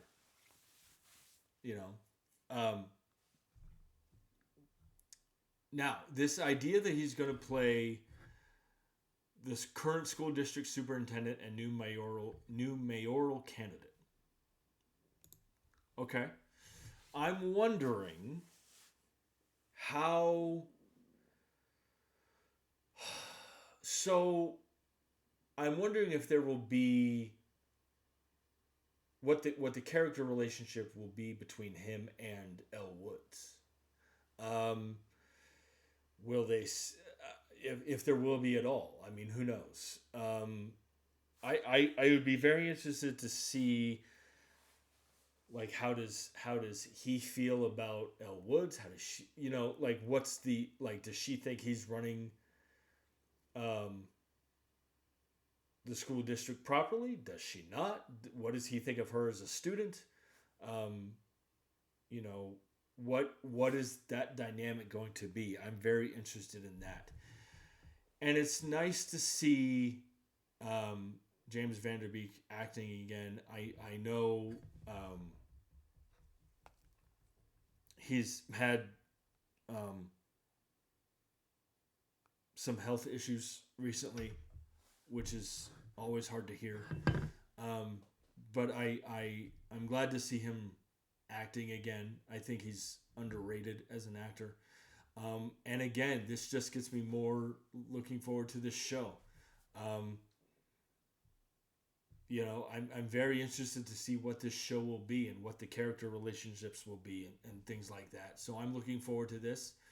Jump in the comment section and let me know your thoughts on James Van Der Beek joining Legally Blonde. This next bit of news, I talked a couple weeks ago, maybe a few weeks ago, about the fact that there's going to be a Buffy the Vampire Slayer revival.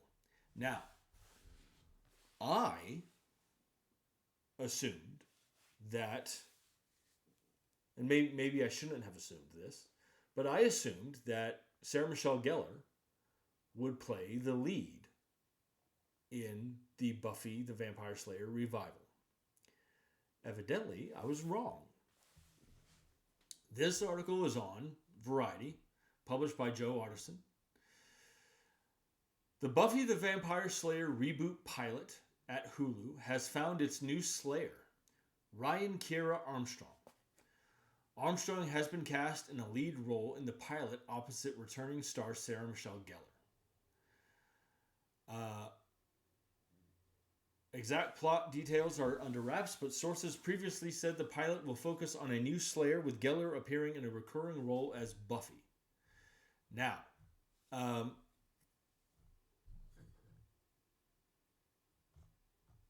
so Ryan Kiera Armstrong was most recently on the Star Wars Disney Plus series Skeleton Crew, which I need to watch. I've heard it's great.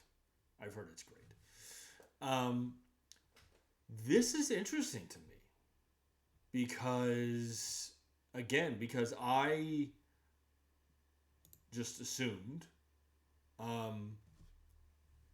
that Sarah Michelle Gellar would be the lead. This doesn't kill my excitement for the show. This is just intriguing to me. So I like this idea. So Ryan Kiera Armstrong playing the lead, playing the new Vampire Slayer. That suggests to me that Buffy, Sarah Michelle Gellar, might be kind of a mentor to Ryan Kiera Armstrong. She pops up every now and then to help her out. Maybe the character that Ryan Kiera Armstrong was playing got into vampire slaying because of Buffy. We don't know. Plot details are being kept under wraps.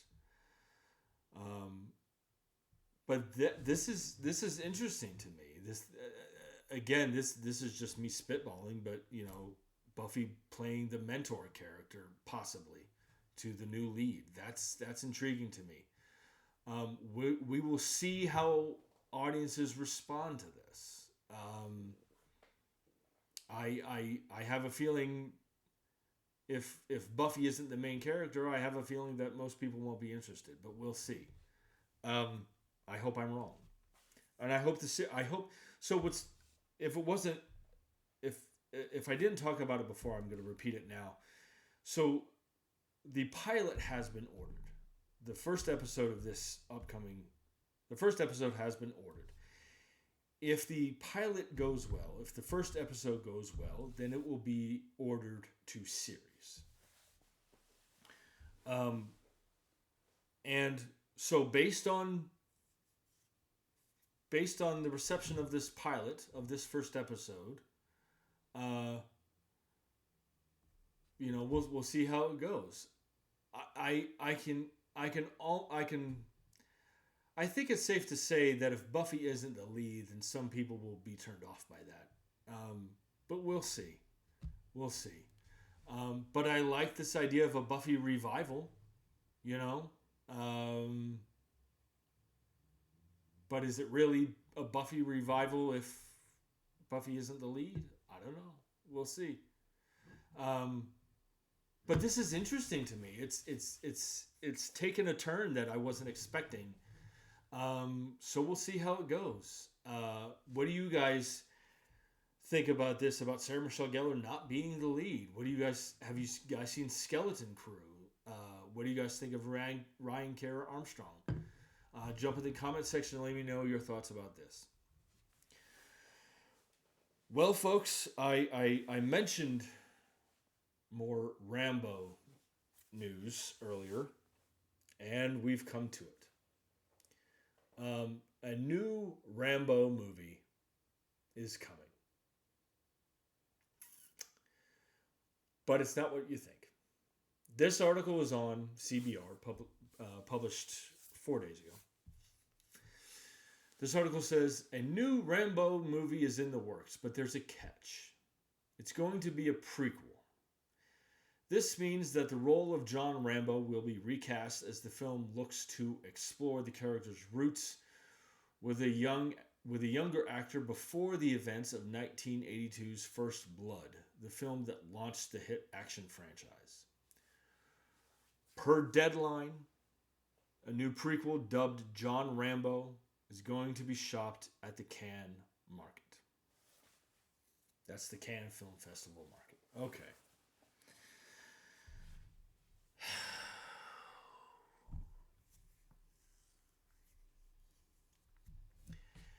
If Sylvester Stallone isn't playing Rambo, who's going to care?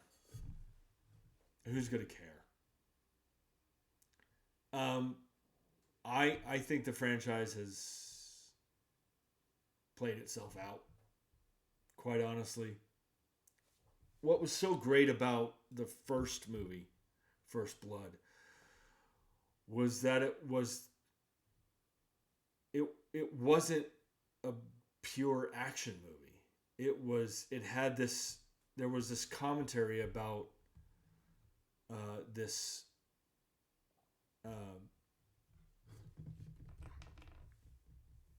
soldier played by Sylvester Stallone suffering from PTSD and the effects of coming back into the world, how PTSD affected him. And it's a very violent. I mean, it is an action movie, but it had a lot more to say about that. And I think to its detriment, the Rambo movies have become straight up action movies. I think they could have done a lot more with exploring the effects of war, the effect that war had on John Rambo as a character. That's just how I feel about it.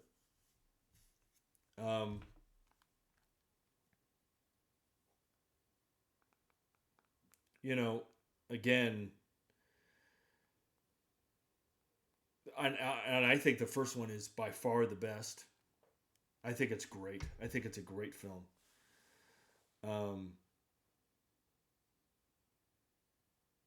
and um, I I just don't know. I don't know if people will be interested in this. I don't know if people will be interested in seeing Rambo not played by Sylvester Stallone, and I don't think we need. I mean, I could be way off. I hope I'm wrong. I could be dead wrong. But I don't like.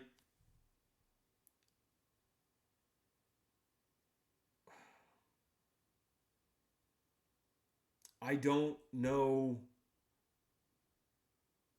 The one thing that intrigues me about this is the fact that, okay, it's going to be a younger John Rambo. Maybe we will see John Rambo involved in the Vietnam War, because by the time of First Blood, he's a Vietnam War. He's a veteran, so maybe we'll see him involved in the Vietnam War and turn into the man that Sylvester Stallone played. Maybe we'll see that, but I don't know. And the last couple of Rambo movies actually, um, let me just um, look this up here. So the last couple of Rambo movies.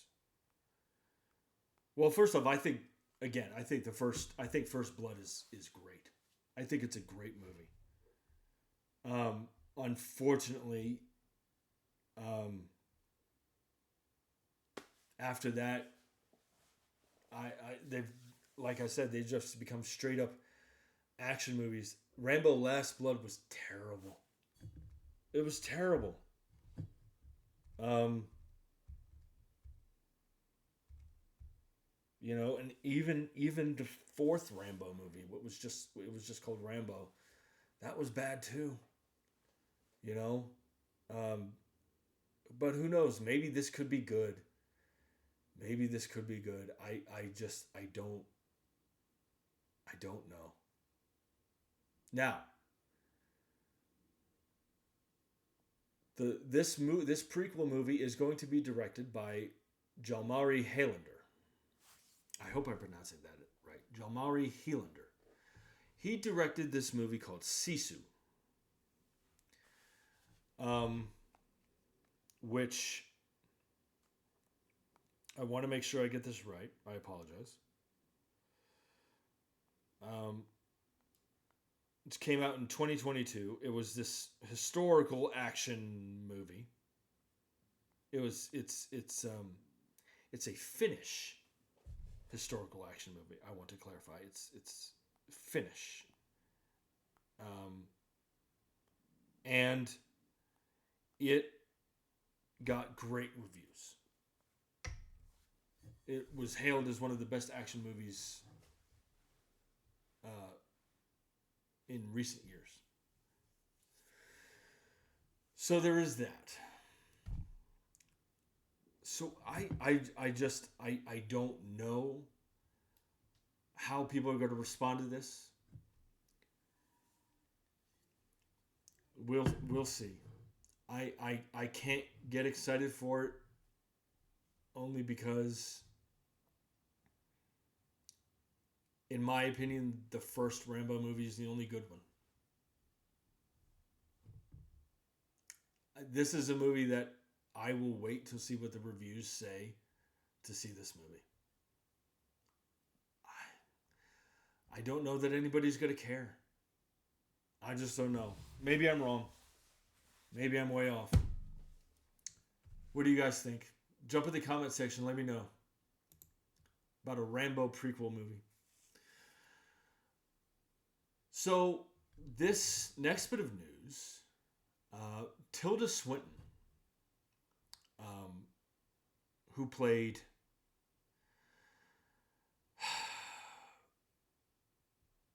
the Ancient One in the Marvel Cinematic Universe. She's a very interesting actress in that, because of the choices that she makes, the creative choices that she makes, the movies that she gets involved in, and she's hinted lately that she probably will retire soon. So she has an upcoming movie. This article is on Joe Blow, published by E.J. Tangonen.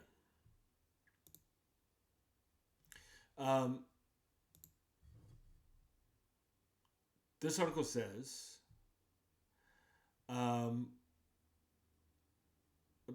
little bit down this article, Swinton implied that she's ready for a break in her career, but that break won't be coming too soon, since The Hollywood Reporter has revealed that she's been signed to star in a new thriller titled Death in Her Hands. Now, Tilda Swinton also won an Oscar for Michael Clayton. Best Actress, Best Supporting Actress, one of the two, obviously. But she won an Oscar for her performance in Michael Clayton, the George Clooney movie.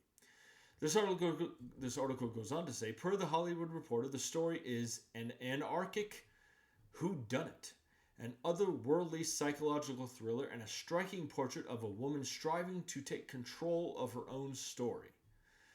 Swinton is set to portray Vesta Gull, a recently widowed woman who comes across a chilling handwritten note while walking in the woods near her home. It reads, "Her name was Magda. Nobody will ever know who killed her. It wasn't me. Here is her dead body." Unable to find a body or blood, Vesta becomes obsessed with finding the truth about Magda's fate. Okay, that sounds interesting to me. This idea of, someone, you take a walk in your backyard or near your home, and you find this note. Okay, I guess I'd be. And she becomes obsessed with finding the truth about this character's, about what happened. Okay, that sounds interesting to me. I'll be interested to see why she becomes so personally involved with finding out what happened, and why she just doesn't report it to the police and leave it alone. That's interesting to me.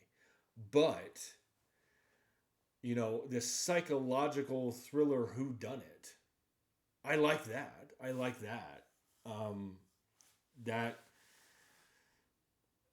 This kind of that, like this, a psychological way of unraveling clues, and that messing with the main character's head, that could be really interesting. I'm wondering what Tilda Swinton's character's personal motivations will be in finding the truth. I'm wondering how that will play out. And I love her, Tilda Swinton. She's a fantastic actress. She also played the White Witch in Chronicles of Narnia, the movies. So that interests me. But I like this concept. I'm just interested to see how it plays out. And because Tilda Swinton is involved, it piques my interest. So, um, it's nice to see that Tilda Swinton isn't retiring just yet. And this is a very cool project that she's um, going to be in. I'm wondering what the character's personal motivations will be. So jump in the comment section and let me know your thoughts about Tilda Swinton in this kind of a movie. So, more. I talked about Lily James being an upcoming film that she's going to be in, and it looks like she isn't slowing down either. So, this article is on The Hollywood Reporter, published by Chris Gardner. This is going to be kind of a thriller type movie. Rupert Friend is ready to strike a pose opposite Lily James and Raffi Cassidy in Photo Booth. The film marks the feature directorial debut of Spencer and Lloyd Harvey, a pair of sibling filmmakers and fine art photographers. Described as an emotional thriller, the film casts James as Jean, a renowned performance artist at the height of her career. So Lily James will play Jean. A renowned performance artist at the height of her career who has always chosen ambition over family. After another devastating setback in her struggle to have a child with artist husband Ben, played by Rupert Friend, their carefully curated life and marriage start to crumble. Ben confesses to a booze-induced affair with Millie, played by Raffi Cassidy, who winds up pregnant. Jean makes a bold move and invites Millie into their home. Oh boy. Oh boy. This sounds pretty heavy. This sounds pretty heavy. And Lily James being in this movie, oh my god. Oh my god. Yeah, and her playing this could get real tense real quick. And I'm not familiar with Raffi Cassidy, and I'm not too familiar with Rupert Friend. He was in the Obi-Wan Kenobi series as the Inquisitor. And I thought he was very good in that. But other than that, I'm not too familiar with her. But Lily James playing this kind of a character. Ambition, playing a performance artist, choosing ambition over family, and then, how does not having a child set back your career, playing all this, and then inviting the woman who your husband had an affair with. Oh my God, this could be an emotional roller coaster. And I think that Lily James is exceptionally capable of playing this kind of character. And there's so much that could happen in this movie, because you're trying to your family's getting overshadowed by your career, and then you end up being able not to have children, and then your husband has a child with another. It's oh my God, that could be quite a roller coaster of a movie. And this sounds really interesting and really good, and I think this is going to be, and nothing against Rupert Friend or Raffi Cassidy, but I think this could be another performance where Lily James stands out. I think this sounds really good and really intense and really kind of like, oh shit, what's going to happen? So yeah, jump in the comment section and let me know what you guys think about that. So we have more casting news coming up for the Hunger Games Sunrise on the Reaping film adaptation.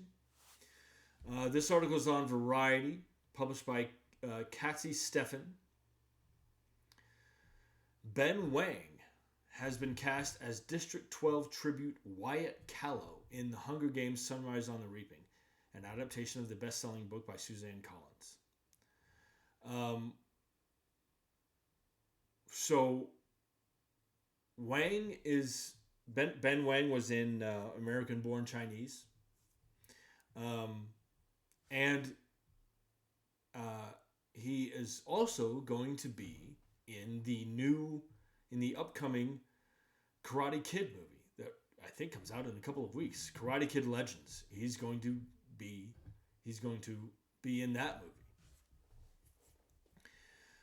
So this Ben Wang being cast in this movie. Here are my thoughts on this. I think this says to me that his performance in the upcoming Karate Kid movie, Karate Kid Legends, this says to me that his performance is great in that movie, and that he's getting because he's getting more work, and this says to me that it's the standout performance of that movie, so naturally he's getting more work. That's what this says to me. And again, I don't know much about Sunrise on the Reaping as far as the book is concerned, so I don't know the significance of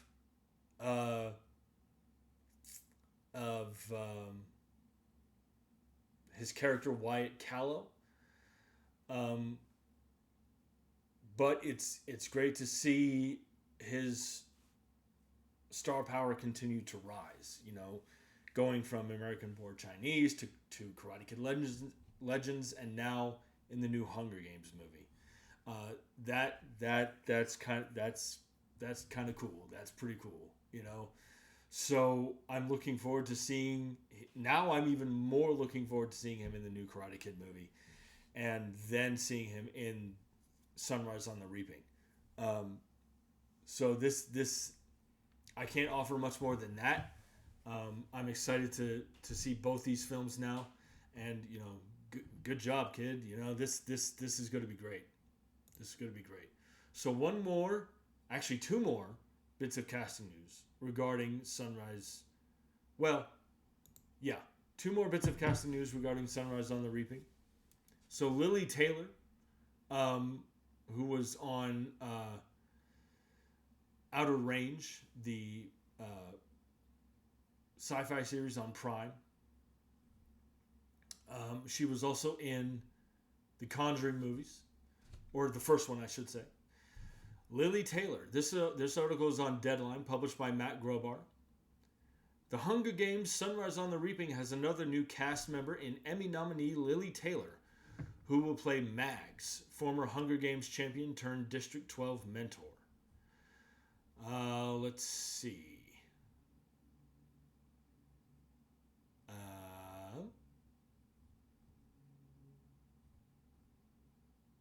So yeah, she's going to play Mags. She's also going to, yeah. She's a wonderful actress. She's going to play Mags. I don't have much to offer, other than she's a wonderful talent, and it will be interesting to see her character's importance, and I'm looking forward to seeing her in the movie and what she will bring to the role. This other bit of news, Maya Hawke is going to be in the movie. Hold on, give me just a second. So, why is this not working? So Maya Hawke, is going to play Weirus in The Hunger Games: Sunrise on the Reaping. This article is on Variety, published by Rebecca Rubin. Maya Hawke has been cast in Hunger Games: Sunrise on the Reaping as Weirus, former Hunger Games champion turned District 12 mentor. Let's see. So yeah, you know what's interesting is that given Maya Hawke's parentage, you would think that I would have seen more of her work, but I haven't. For those who don't know, Maya Hawke is the daughter of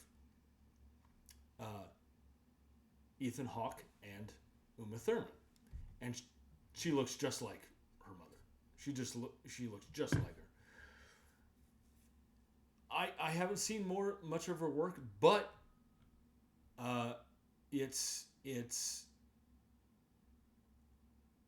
but I'm looking forward to seeing her in this movie. And maybe I should check out other stuff that she's in. But this cast is getting rounded out, and it's looking pretty good. It's looking pretty good.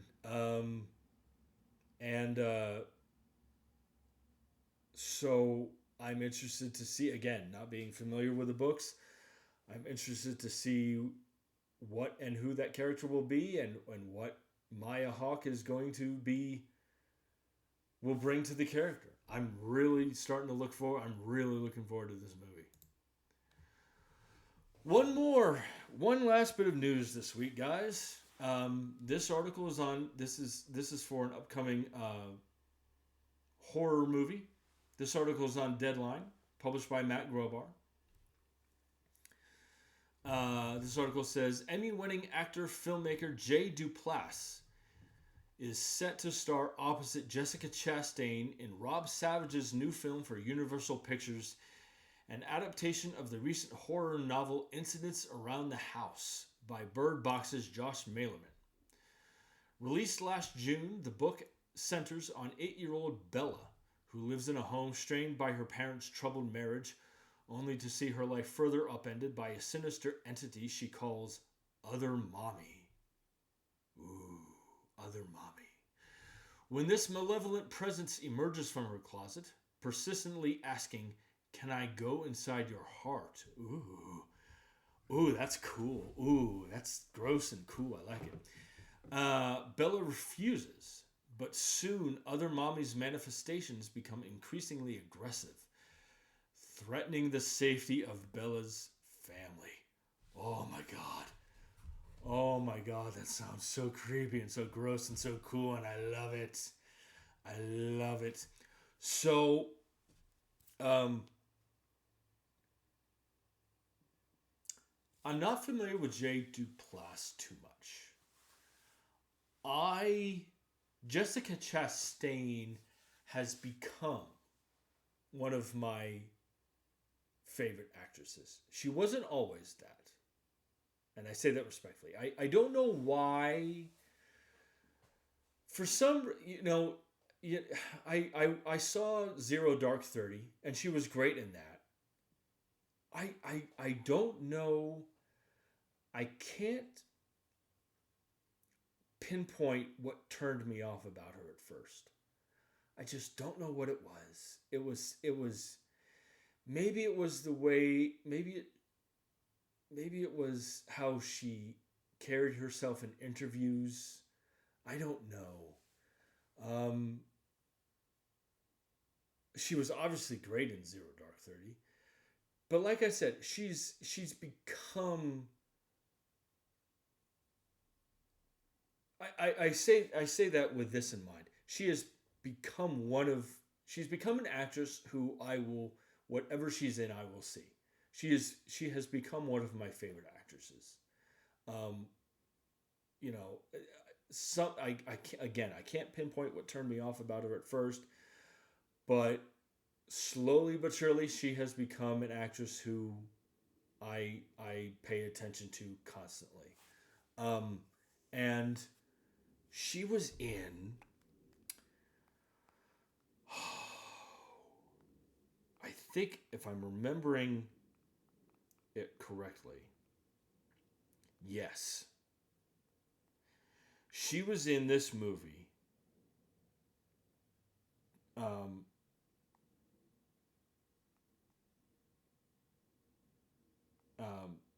called Mama in 2013, which is pretty good. And she was great. She was great. And then, of course, Interstellar and what's the movie where she plays the evangelist? I'm forgetting. She starred alongside Andrew Garfield. It's gonna bug me. Sorry, it's gonna bug me.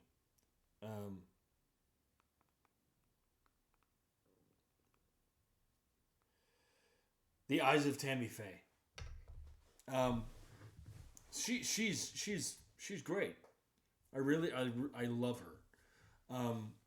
And so her going back to a horror movie, this idea, of an entity. Oh, I love that. I love supernatural horror movies. Yes, give me it now. Give it to me now. A malevolent presence in the house. Ooh. Yeah, this sounds like take my money now. It's cool to see Jessica Chastain return to the horror genre. I'm not too familiar with J2 Plus. I know he was he was involved in Dying for Sex.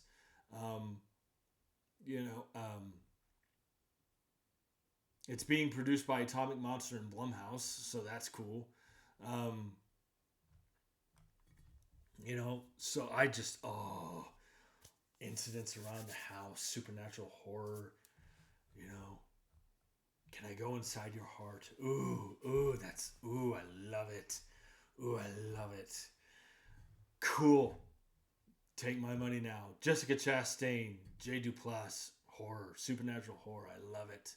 Jump in the comment section and let me know your thoughts about this. This gives off Insidious and Conjuring vibes. Ooh, I love that.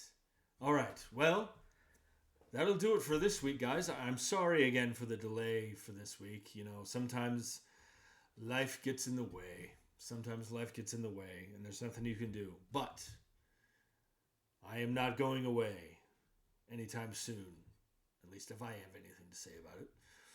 So I will see you guys next weekend. I hope you guys are well. I hope I'm going to go see. Well, let's see. Katie and I saw Thunderbolts. Sometime soon, I'm going to go see Final Destination Bloodlines, which I've heard is great. So yeah. I hope you guys are doing well. I hope everything's okay. And I will see you next weekend. But until then, I will see you all at the movies.